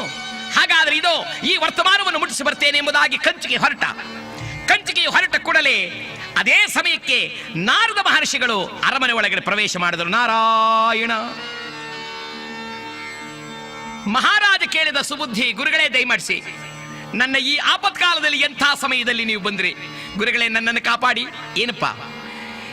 ಒಂದು ಕುದುರೆ ನನ್ನಲ್ಲಿ ಸೇರಿದೆಯಲ್ಲ, ಅದನ್ನು ಕೊಂಡೊಯ್ಯುವುದಕ್ಕಾಗಿ ಬಲರಾಮ ಕೃಷ್ಣಾದಿಗಳು ಯುದ್ಧಕ್ಕೆ ಬರ್ತಾರಂತೆ. ಆಗ ನಾರದರು ಹೇಳ್ತಾರಪ್ಪ, ನಾವು ಯುದ್ಧಕ್ಕೆ ಸಿದ್ಧ ಎಂದು ಉತ್ತರವನ್ನು ಕೊಟ್ಟಿಯಲ್ಲ, ಕೃಷ್ಣ ಬಲರಾಮಾದಿಗಳು ಯುದ್ಧಕ್ಕೆ ಬಂದರೆ ನೀನು ಜಯಿಸಬಲ್ಲಿ ಏನೋ? ಗುರುಗಳೇ, ಏನೋ ಅವಸರದಲ್ಲ ಹಾಗಂದೆ. ನೋಡಿದೆಯಾ, ಅವಸರದಲ್ಲಂದು ಎಂಥ ಅನರ್ಥ ಮಾಡ್ತಿದ್ದೀಯಾ? ಈಗ ನೀನು ಉಳ್ಕೊಳ್ಳೋದಕ್ಕೊಂದು ಉಪಾಯವನ್ನು ಹೇಳ್ತೇನೆ, ನಾನು ಹೇಳಿದಂತೆ ಕೇಳುವಿಯಾ? ಅಪ್ಪಣೆ ಕೊಡಿಸಿ ಗುರುಗಳೇ, ತಾವು ಹೇಗೆ ಹೇಳಿದ್ರೆ ಹಾಗೆ ಕೇಳ್ತೇನೆ. ಹಾಗಾದರೆ ಕೇಳು. ಈ ಕುದುರೆಯು ನೀನು ಉಳಿಯಬೇಕಾದರೆ ಈಗಲೇ ನೀನು ದ್ವೈತವನಕ್ಕೆ ಹೋಗಬೇಕು. ಆ ದ್ವೈತವನದಲ್ಲಿ ಪಾಂಡವರಲ್ಲಿ ಅತಿ ಮುಖ್ಯನಾಗಿರ್ತಕ್ಕಂಥ ಒಬ್ಬ ಮಹಾನುಭಾವ ಭೀಮ, ಅವನ ಪಾದವನ್ನು ಹಿಡಿಯಬೇಕು. ಶ್ರೀ ಕೃಷ್ಣನ ಪಾದ ಸಾಕ್ಷಿ ಎಂದು ಪ್ರಮಾಣವನ್ನು ಸ್ವೀಕರಿಸಬೇಕು. ಆ ನಂತರ ಕಥೆಯನ್ನು ಹೇಳಬೇಕು. ಆಗ ನೀವು ಉಳಿಯುತ್ತೀಯ, ಕುದುರೆ ಉಳಿಯುತ್ತೆ. ಇಲ್ಲವಾದರೆ ಇಲ್ಲ. ಈ ಸುಬುದ್ಧಿ ಅಂದ, ಏನು ಗುರುಗಳೇ, ನಿಮ್ಮ ಮಾತು ಕೇಳ್ಕೊಂಡು ನಾನು ಅಲ್ಲಿಗೆ ಹೋದರೆ ಭೀಮನ ಹತ್ರ ಹೋಗಿ ಕೃಷ್ಣ ಈ ರೀತಿಯಾಗಿ ಯುದ್ಧಕ್ಕೆ ಬರ್ತಾನೆ ಅಂತ ಹೇಳಿದ್ರೆ ಸುಮ್ಮನಿರ್ತಾನ?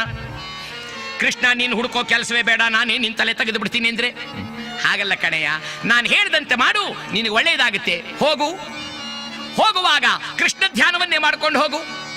ಸರಿ ಗುರುಗಳೇ, ಹಾಗೆ ಆಗಲಿ ಅಂತ ಅಷ್ಟು ದೂರ ಹೋದ. ನಾರದರು ಓಡ್ ಬಂದು ಕೈ ಹಿಡ್ಕೊಂಡ್ರಪ್ಪ, ಈ ಉಪಾಯ ಯಾರೋ ಹೇಳ್ಕೊಟ್ಟವ್ರು ಅಂದ್ರೆ ನನ್ನ ಹೆಸರೆಲ್ಲಾರ ಹೇಳ್ಬಿಟ್ಟಿಯೋ? ಆಮೇಲೆ ಭೀಮಣ್ಣ ನಾನು ಎಲ್ಲಿದ್ರು ಹುಡುಕಾಡ್ಕೊಂಡ್ ಬಂದ್ಬಿಡ್ತಾನೆ.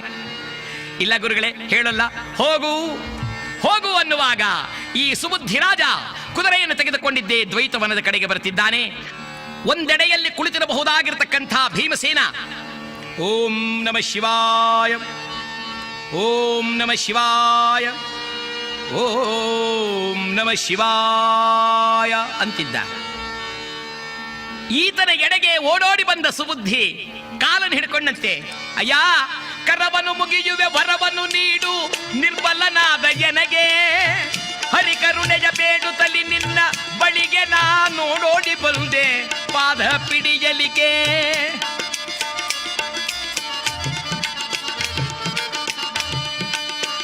ನಾರಾಯಣ ನಮೋ ನಾರಾಯಣ, ನಾರಾಯಣ ನಮೋ ನಾರಾಯಣ, ನಾರಾಯಣ. ಅಯ್ಯ, ನನ್ನನ್ನು ಕಾಪಾಡುವುದು ಪಾದ ಹಿಡ್ಕೊಂಡ. ಭೀಮಸೇನ ನೋಡಿದ, ಯಾರಪ್ಪ ನೀನು?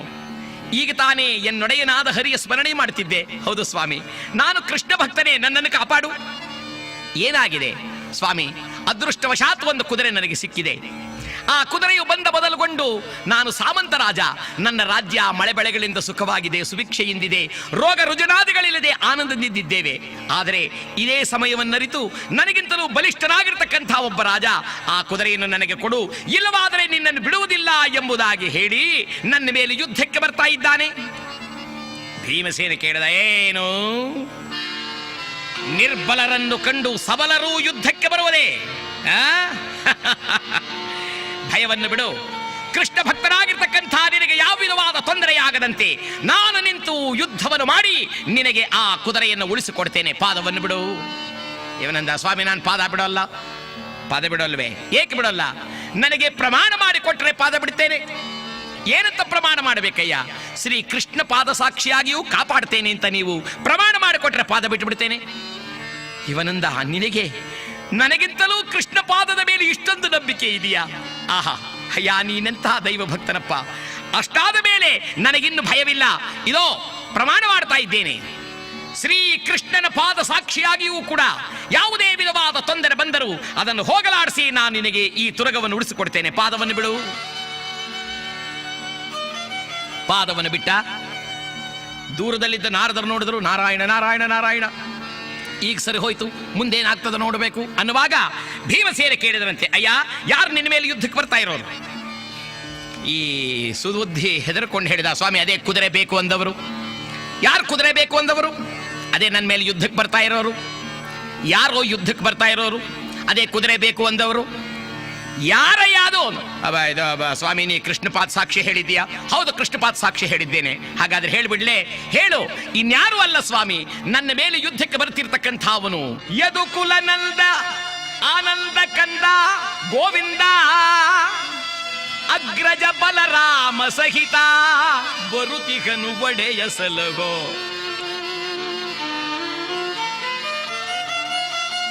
ಯದುಕುಲನಂದನಾಗಿರ್ತಕ್ಕಂಥ ಶ್ರೀ ಕೃಷ್ಣ ಸಂಗಡ ಬಲರಾಮ ಇವರಿಬ್ಬರು ಯುದ್ಧಕ್ಕೆ ಬರ್ತಾ ಇದ್ದಾರೆ. ಹಾಗಂದ ಕೂಡಲೇ ಭೀಮ ಏನು ಅಂತ ಎದ್ದ. ಎಲ್ಲೆಲ್ಲವೋ ದುರ್ಮಾರ್ಗಿ, ಒಡೆಯನಾದ ಕೃಷ್ಣನಲ್ಲಿ ಮೋಸವನ್ನು ಮಾಡಿ ನನ್ನಲ್ಲಿ ಬಹಳ ಒಳ್ಳೆಯವನಂತೆ ಬಂದಿರುವೆಯಾ? ನೋಡುತ್ತ ಕೈಗಳನ್ನು ಎತ್ತಿದ. ಒಂದೇ ಪೆಟ್ಟಿಗೆ ನಿನ್ನನ್ನು ಕೊಟ್ಟು ಬಿಡ್ತೇನೆ ಎಂದು ಕೂಡಲೇ ಇವನು ಕೈ ಜೋಡಿಸಿದ. ಶ್ರೀ ಕೃಷ್ಣ ಪಾದ ಸಾಕ್ಷಿ, ಅಪ್ಪ ಏನಾದರೂ ಮಾಡು. ಭೀಮ ಕಣ್ಣೀರಿಡುತ್ತಾ ಹೇಳ್ತಾನೆ, ಹೇ ಪರಮಾತ್ಮ ಕೃಷ್ಣ, ನನಗೇನು ಗತಿ ಬಂತಪ್ಪ ಕೃಷ್ಣ, ನನಗೇನು ಗತಿ ಬಂತು? ಇಂದು ನಾನು ನಿನಗೆ ಶತ್ರುವಾದನೆ. ಅಯ್ಯೋ ಪಾಪಿ, ಭಗವಂತ ಭಕ್ತರಲ್ಲಿ ಭೇದ ಭಾವವನ್ನು ಹುಟ್ಟಿಸಲು ಏಕೀ ಕಾರ್ಯವನ್ನು ಮಾಡಿದೆ. ನಿಜ, ನಿನಗೆ ಈ ದುರ್ಬುದ್ಧಿಯನ್ನು ಹೇಳಿಕೊಟ್ಟವರು ಯಾರೋ ಅಂದ. ದೂರದಲ್ಲಿದ್ದ ನಾರದರು, ನಾರಾಯಣ ನಾರಾಯಣ ನಾರಾಯಣ ನಾರಾಯಣ, ಯಾಕೋ ಬರ್ತಾ ಬರ್ತಾ ನನ್ನ ಕಡೆನೇ ಬರ್ತಾ ಇದೆಯಲ್ಲ, ಏನ್ ಮಾಡ್ತಾರೋ ಏನ್ ಕಥೆಯೋ ಅಂದ್ರೆ ಆ ಸುಬುದ್ಧಿ ಪಾದ ಹಿಡಿದು ಹೇಳ್ತಾನಪ್ಪ, ಆಪತ್ಕಾಲದಲ್ಲಿ ಏನು ತೋಚದೆ ಇದ್ದದ್ದರಿಂದ ನಿನ್ನ ಪಾದವನ್ನು ಹಿಡಿದೆ. ಹೌದಾ? ಹಾಗಾದ್ರೆ ಬಾ, ನಮ್ಮ ಅಣ್ಣನಲ್ಲಿಗೆ ಹೋಗಿ ಈ ವಿಚಾರವನ್ನು ಮುಟ್ಟಿಸೋಣ ಎಂಬುದಾಗಿ ಹೇಳಿ ನೇರವಾಗಿ ಆ ಸುಬುದ್ಧಿಯನ್ನು ಕರೆದುಕೊಂಡು ಧರ್ಮರಾಜನ ಬಳಿಗೆ ಬಂದು ಹೇಳಿದ, ಅಣ್ಣ, ಏನು ಭೀಮ, ನಾನು ನಿನ್ನಿಂದ ದೂರ ಆಗ್ತೇನಣ್ಣ. ಏಕಪ್ಪ, ಒಬ್ಬಾತ ಬಂದು ಕೃಷ್ಣನ ಪಾದ ಸಾಕ್ಷಿ ಎಂಬುದಾಗಿ ನನ್ನಲ್ಲಿ ಪ್ರಮಾಣವನ್ನು ಸ್ವೀಕರಿಸಿದ, ಆತನನ್ನು ಕಾಪಾಡುತ್ತೇನೆ ಎಂದು ಮಾತನ್ನು ಕೊಟ್ಟೆ. ಆನಂತರದಲ್ಲಿ ತಿಳಿಯಿತು ಅವನು ಕೃಷ್ಣನಿಗೆ ಶತ್ರುವಾಗಿದ್ದಾನೆ ಎಂದು. ಈಗ ನಾನು ಕೃಷ್ಣನ ಮೇಲೆ ಯುದ್ಧ ಮಾಡುವ ಸಂದರ್ಭ ಬಂದಿದೆಯಾದ್ದರಿಂದ ದಯಮಾಡಿ ನನ್ನನ್ನು ಕಳುಹಿಸಿಕೊಟ್ಟುಬಿಡು. ಕೃಷ್ಣ ಭಕ್ತರಾದ ನೀವುಗಳೆಲ್ಲರೂ ಕೂಡ ನನ್ನಿಂದಾಗಿ ಕೃಷ್ಣನಿಗೆ ಶತ್ರುಗಳಾಗುವುದು ನನಗಿಷ್ಟವಿಲ್ಲ ಅಣ್ಣ. ಆಗ ಧರ್ಮರಾಜರ ಕ್ಷಣಕಾಲ ಯೋಚನೆ ಮಾಡಿ, ತಾಳು ತಮ್ಮ, ಜೂತದಲ್ಲಿ ಸೋತು ವನವಾಸಕ್ಕೆ ಹೊರಟಾಗ ಸೋತವನು ನಾನೊಬ್ಬನೇ ಆದರೂ ತಮ್ಮಂದಿರು ನೀವೆಲ್ಲರೂ ಸಹ ನನ್ನೊಡನೆ ಕಷ್ಟಪಡಲಿಲ್ವೇ? ಪಾಂಡವರು ನಾವು ಯಾವಾಗಲೂ ಒಂದೇ ಅಲ್ವೇನಪ್ಪ? ಆಯಿತು, ಶ್ರೀ ಕೃಷ್ಣನ ಪಾದದ ಮೇಲೆ ಆಣೆಗಿಟ್ಟಿದ್ದೆ, ಆದ್ದರಿಂದ ಏನಾದರಾಗಲಿ ನಾವು ಸಿದ್ಧವೇ. ಕುದುರೆಯನ್ನು ಕಟ್ಟಾಕು, ಕೃಷ್ಣ ಬಲರಾಮರ ಮೇಲೆ ನಾವೆಲ್ಲ ಸಿದ್ಧ. ಅರ್ಜುನ ಅಂದ, ಅಣ್ಣ ಸಾಕು ಬಿಡೋ, ದೊಡ್ಡಣ್ಣ ಒಪ್ಕೊಂಡ್ರೆ ಸಾಕು, ಇನ್ನು ಮುಂದಾಗ್ತಕ್ಕಂಥದ್ದು ಏನಿದ್ರು ನಾವು ನೋಡ್ಕೊಳ್ಳೋಣ, ಸುಮ್ಮನಾಗು ಎಂಬುದಾಗಿ ಹೇಳಿ ಆ ಪಾಂಡವರಲ್ಲಿ ಸುಬುದ್ಧಿಯು ಸೇರಿಕೊಂಡಿದ್ದಾನೆ. ಪಾಂಡವರು ಕೃಷ್ಣನ ಬರುವಿಕೆಯನ್ನು ಎದುರು ನೋಡುತ್ತಿದ್ದಾರೆ. ನಾರದರಂದರು, ನಾರಾಯಣ ನಾರಾಯಣ ನಾರಾಯಣ, ಇಂದು ಮುಂದಾಗಬಹುದಾದದ್ದನ್ನ ಈಗಲೇ ಮಾಡಿ ಮುಗಿಸಬೇಕು ಎಂಬುದಾಗಿ ಹಿಂತಿರುಗಿ ದ್ವಾರಕಾ ನಗರದ ಕಡೆಗೆ ಬರ್ತಾ ಇದ್ದಾರೆ. ನಾರಾಯಣ ಶ್ರೀಮನ್ನಾರಾಯಣ, ನಾರಾಯಣ ಶ್ರೀಮನ್ನಾರಾಯಣ, ಲಕ್ಷ್ಮೀ ನಾರಾಯಣ ವೇದ ಪಾರಾಯಣ, ನಾರಾಯಣ ಶ್ರೀಮನ್ನಾರಾಯಣ ನಾರಾಯಣ. ನಾರದರು ನೇರವಾಗಿ ದ್ವಾರಕಾ ನಗರದಲ್ಲಿ ಯೋಚನಾಗ್ರಾಂತರಾಗಿ ಕುಳಿತಿದ್ದ ಬಲರಾಮನ ಆಸ್ಥಾನಕ್ಕೆ ಬಂದರು. ಕೃಷ್ಣ ಕೇಳಿದ, ನಾರದರೇ, ನಿಮ್ಮಿಂದಾಗಿ ನಮ್ಮ ಅಣ್ಣನಿಗೆ ಬಹಳ ವ್ಯಥೆಯಾಗಿದೆ. ಕಾರಣ ಏನು ಕೃಷ್ಣ? ಇನ್ನೇನು ಕಾರಣ ಹೇಳಿ? ಯಾವುದೋ ಕುದುರೆ ವಿಚಾರವನ್ನು ಹೇಳಿದಿರಿ, ಆ ಸುಬುದ್ಧಿಯಲ್ಲಿ ಹುಡುಕಾಡುವಾಗ ಸುಬುದ್ಧಿಯೇ ಪತ್ತೆಗಿಲ್ಲವಲ್ಲ. ಕೃಷ್ಣ, ನಾನು ಮಾರ್ಗದಲ್ಲಿ ಬರುವಾಗ ಕಾಡಿನಲ್ಲಿ ಪಾಂಡವರಲ್ಲಿ ಆ ಕುದುರೆ ಇದ್ದಂತೆ ಕಾಣಿಸ್ತು. ಆ ಸುಬುದ್ಧಿ ಎಂಬುವನು ಹೋಗಿ ಭೀಮನನ್ನು ಮೊರೆ ಹೊಕ್ಕಿದ್ದಾನಂತೆ. ಭೀಮ ಈ ಲೋಕದಲ್ಲಿ ಯಾರೇ ಬಂದರೂ ಕುದುರೆಯನ್ನು ಬಿಡುವುದಿಲ್ಲ ಅಂತ ಪ್ರತಿಜ್ಞೆ ಮಾಡಿದ್ದಾನಂತೆ. ಕೃಷ್ಣನಕ್ಕ ಅಷ್ಟೇ ತಾನೇ? ಹಾಗಾದ್ರೆ ಈಗಲೇ ತರಿಸಿಬಿಡ್ತೇನೆ. ಅಕ್ರೂರ, ಹೋಗಿ ಆ ಕುದುರೆಯನ್ನು ಪಡೆದು ಬಾ, ನಾ ಹೇಳಿದೆ ಅಂತ. ಅಕ್ರೂರ ಬರುವಾಗ ಧರ್ಮರಾಜ ಕೈಗಳನ್ನು ಜೋಡಿಸಿ ಸ್ವಾಗತವನ್ನು ಬಯಸಿದ. ಅಕ್ರೂರ ಮಹಾರಾಜ, ಬಂದ ವಿಚಾರವೇನು? ಅಯ್ಯ, ಕೃಷ್ಣ ಪರಮಾತ್ಮ ಹೇಳಿ ಕಳುಹಿಸಿದ್ದಾನೆ, ಈ ಕುದುರೆಯಿಂದಾಗಿ ಬಹಳ ಅನರ್ಥವಾಗುವ ಸಂಭವವಿದೆ, ಆದ್ದರಿಂದ ದಯಮಾಡಿ ಕುದುರೆಯನ್ನು ಕಳಿಸಿಬಿಡು. ಆಗ ಧರ್ಮರಾಜ ಹೇಳ್ತಾನೆ, ಕೃಷ್ಣನಿಗೆ ಹೇಳಿ ಅವನೇ ನಮಗೆ ತಾಯಿ ತಂದೆ ಎಂಬುದಾಗಿ ನಂಬಿಕೊಂಡಿದ್ದೇವೆ ಎಂದು ಹೇಳಿ, ಅವನಿಲ್ಲದೆ ನಮಗೆ ಇನ್ಯಾರು ಮಾರ್ಗ ಇಲ್ಲ ಅಂತ ಹೇಳಿ, ಅವನ ನಾಮಸ್ಮರಣೆಯೇ ನಮಗೆ ಸರ್ವಸ್ವ ಎಂದು ಹೇಳಿ. ಈ ಮಾತನ್ನು ಕೇಳ್ತಾ ಭೀಮ ಅಂತಾನೆ, ಅರ್ಜುನ ಇಷ್ಟೆಲ್ಲ ಮಾತಾಡ್ತಿರೋನ್ ಕುದುರೆ ಎಲ್ಲಿ ಕೊಟ್ಟು ಬಿಡ್ತಾನೋ ಏನೋ, ಅಣ್ಣ ಸ್ವಲ್ಪ ನೋಡೋಣ ತಾಳೋ ಅಂದರೆ ಧರ್ಮರಾಜರು ಹೇಳ್ತಾರೆ, ಅಯ್ಯ ಅವನ ಪಾದದ ಮೇಲಿಟ್ಟ ಆಣೆಯಾದ್ದರಿಂದ ನಾವು ಕುದುರೆಯನ್ನು ಬಿಟ್ಟು ಕಳುಹಿಸಲಿಕ್ಕಾಗೋದಿಲ್ಲ ಅಂತ ಹೇಳಿ. ನಮೋ ನಾರಾಯಣ. ಭೀಮ ಅಂದ, ಅದು ಮಾತು, ನಮ್ಮಣ್ಣ ಆಡಿದ ಮಾತೇ ಮಾತು.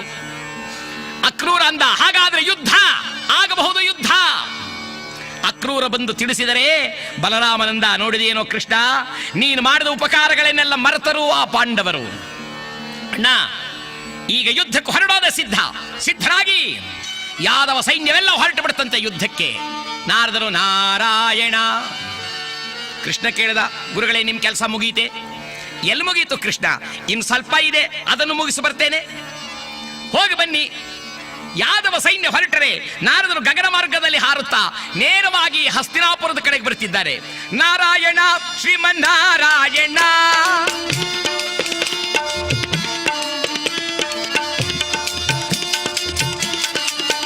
ಲಕ್ಷ್ಮೀನಾರಾಯಣ, ನಾರಾಯಣ. ದುರ್ಯೋಧನ, ನಿನಗೆ ಒಳ್ಳೆ ಯೋಗ. ಏನು ಗುರುಗಳೇ ಯೋಗ? ಯೋಗವೆಂದರೆ ಯೋಗ, ಧರೆಯೊಳಗಾರಿಗೆ ಇಲ್ಲದ ಯೋಗ. ಏನು ಗುರುಗಳೇ ಹಾಗಂದ್ರೆ? ಏನು ಇಲ್ಲ, ನಿನಗೆ ಪರಮಶತ್ರುಗಳು ಎಂದರೆ ಪಾಂಡವರು, ಹೌದು. ಆ ಪಾಂಡವರಿಗೆ ಪರಮ ಮಿತ್ರ ಎಂದರೆ ಕೃಷ್ಣ, ಹೌದು. ಅವರಿಬ್ಬರಿಗೂ ಜಗಳ ತಂದಿಟ್ಬಿಟ್ಟಿದ್ದೀನಿ. ಈಗ ಪಾಂಡವರಿಂದಾಗಿ ಕೃಷ್ಣ ಹತನಾದರೂ ನಿನಗನುಕೂಲ, ಕೃಷ್ಣನಿಂದ ಪಾಂಡವರ ಹತನಾದರೂ ನಿನಗನುಕೂಲ. ಆದರೆ ಒಂದು ಉಪಾಯ ಮಾಡಬೇಕು ನೀನು. ಏನು ಮಾಡಬೇಕು ಗುರುಗಳೇ? ಸೈನ್ಯ ಇಲ್ಲ ಅಂತ ಹೇಳಿ ಕೃಷ್ಣ ಯುದ್ಧ ಮಾಡದೆ ಹಿಂತಿರುಗಿ ಬಿಡಬಹುದು, ಉಪಾಯಗಾರ. ನೀನು ಧರ್ಮರಾಜನಿಗೆ ಸಹಾಯ ಮಾಡುವ ನೆಪದಲ್ಲಿ ಸೈನ್ಯ ಸಹಿತನಾಗಿ ಹೋಗಿ ಆ ಧರ್ಮರಾಜನಿಗೆ ಉಪಾಯಾಂತರದ ಮಾತುಗಳಾಡಿ ಅಲ್ಲಿ ಸುಮ್ಮನೆ ನಿಂತಿರು. ಅವರಿಬ್ಬರು ಹೊಡೆದಾಡಿ ಸಾಯ್ತಿರ್ತಾರೆ, ನೋಡ್ತಾ ಇರು. ದುರ್ಯೋಧನ ಅಂದ, ಗುರುಗಳೇ ನನ್ನ ಮೇಲೆ ನಿಮಗೆ ಎಷ್ಟೊಂದು ಪ್ರೇಮ, ಅದು ಈಗಲ್ಲ, ಯುದ್ಧ ರಂಗದಲ್ಲಿ ಗೊತ್ತಾಗುತ್ತೆ, ಹೋಗು. ದುರ್ಯೋಧನ ಸಮಸ್ತ ಸೈನ್ಯ ಪರಿವಾರ ಸಮೇತನಾಗಿ ಬಂದು ಧರ್ಮರಾಜನಿಗೆ ಹೇಳ್ತಾನೆ, ಅಣ್ಣ ಕೃಷ್ಣನೋಡು ಕೊನೆಗೂ ನಿಮಗೆ ಮೋಸ ಮಾಡಿ ಯುದ್ಧಕ್ಕೆ ಬರ್ತಿದ್ದಾನೆ, ನಾನಿದ್ದೇನೆ, ನೀನೇನು ಭಯಪಡಬೇಡ. ಧರ್ಮರಾಜ ಅಂತಾರೆ, ಭೀಮ ಎಷ್ಟು ಒಳ್ಳೆಯವನು ನೋಡಿದೇನೋ ದುರ್ಯೋಧನ. ಹೌದು, ಬಹಳ ಒಳ್ಳೆಯವನು. ಇಷ್ಟು ಒಳ್ಳೆಯ ಗುಣ ಇರತಕ್ಕಂಥ ಇವನು ನಮ್ಮನ್ನೇ ಕಾಡುಗಟ್ಟಿದ. ಧರ್ಮರಾಜನಂದ್ರೆ ಸಾಕು, ಸುಮ್ಮನೆ ಇರೋ. ಆ ವೇಳೆಗೆ ಢಮ ಢಮ ಢಮ ಢಮ ಢಮ ಢಮ ನಗಾರಿ ಬಾರಿಸಿದೆ, ಭೋಮನೆ ಕಹಳೆ ಊದಿದೆ. ಕೃಷ್ಣ ಬಲರಾಮಾದಿಗಳು ಯುದ್ಧಕ್ಕೆ ಬಂದು ಬಿಟ್ಟರು. ಕೃಷ್ಣ ಅಂದ, ಧರ್ಮರಾಜ ನಾನು ಮಾಡಿದ ಉಪಕಾರಗಳನ್ನೆಲ್ಲ ಮರೆತು ನನ್ನ ಮೇಲೆ ಯುದ್ಧಕ್ಕೆ ಸಿದ್ಧರಾಗಿ ನಿಂತಿದ್ದೀರಲ್ಲ, ಒಂದು ಕುದುರೆಗಾಗಿ ನ್ಯಾಯವೇ? ಅರ್ಜುನ ಅಂದ, ಕೃಷ್ಣ ಅದೇ ಮಾತು ನಿನಗೆ ಹೇಳಬಹುದು. ತಾಯಿ ತಂದೆ ಗುರು ದೈವ ನೀನೇ ಎಂದು ನಂಬಿರುವ ನಮ್ಮನ್ನ ಕಡೆಗಾಣಿಸಿ ಕೇವಲ ಒಂದು ಕುದುರೆಗೋಸ್ಕರವಾಗಿ ಅಪಾರವಾದ ಸೈನ್ಯವನ್ನು ಕರೆದುಕೊಂಡು ಯುದ್ಧಕ್ಕೆ ಬಂದಿರುವೆಯಲ್ಲ, ಇದು ನ್ಯಾಯವೋ? ಓಹೋ, ಇಷ್ಟು ಮಾತಾದ ಮೇಲೆ ಮಾತಿನಿಂದೇನು ಪ್ರಯೋಜನ? ಸಿದ್ಧರಾಗಿ ಯುದ್ಧಕ್ಕೆ ಅಂದರೆ ಆ ಕದನ ಪ್ರಾರಂಭವಾಗುವ ಮೊದಲು ಭೀಮಸೇನ ಬಂದು ಬಲರಾಮನಿಗೆ ನಮಸ್ಕಾರ ಮಾಡಿದ. ಗುರುಗಳೇ, ಯುದ್ಧ ಮಾಡೋಕೆ ಅವಕಾಶ ಕೊಡಿ, ಆಶೀರ್ವಾದ ಮಾಡಿ. ಬಲರಾಮ ನೋಡಿದಾರೆ, ನನ್ನ ಮೇಲೆ ಯುದ್ಧ ಮಾಡೋದಕ್ಕೆ ನನ್ನ ಹತ್ರ ಬಂದು ಆಶೀರ್ವಾದ ಕೇಳ್ತೀಯ? ಹೋಗು. ಏನು ಯುದ್ಧ ಪ್ರಾರಂಭವಾಗಿದೆ. ಕಳಕಿತಾಪರಿ ವಿಂದದಿ ನೋಡಲು ಸುಳಮಳೆಯಂದದಿ ಬಾಣವು ಕರೆಯೇ.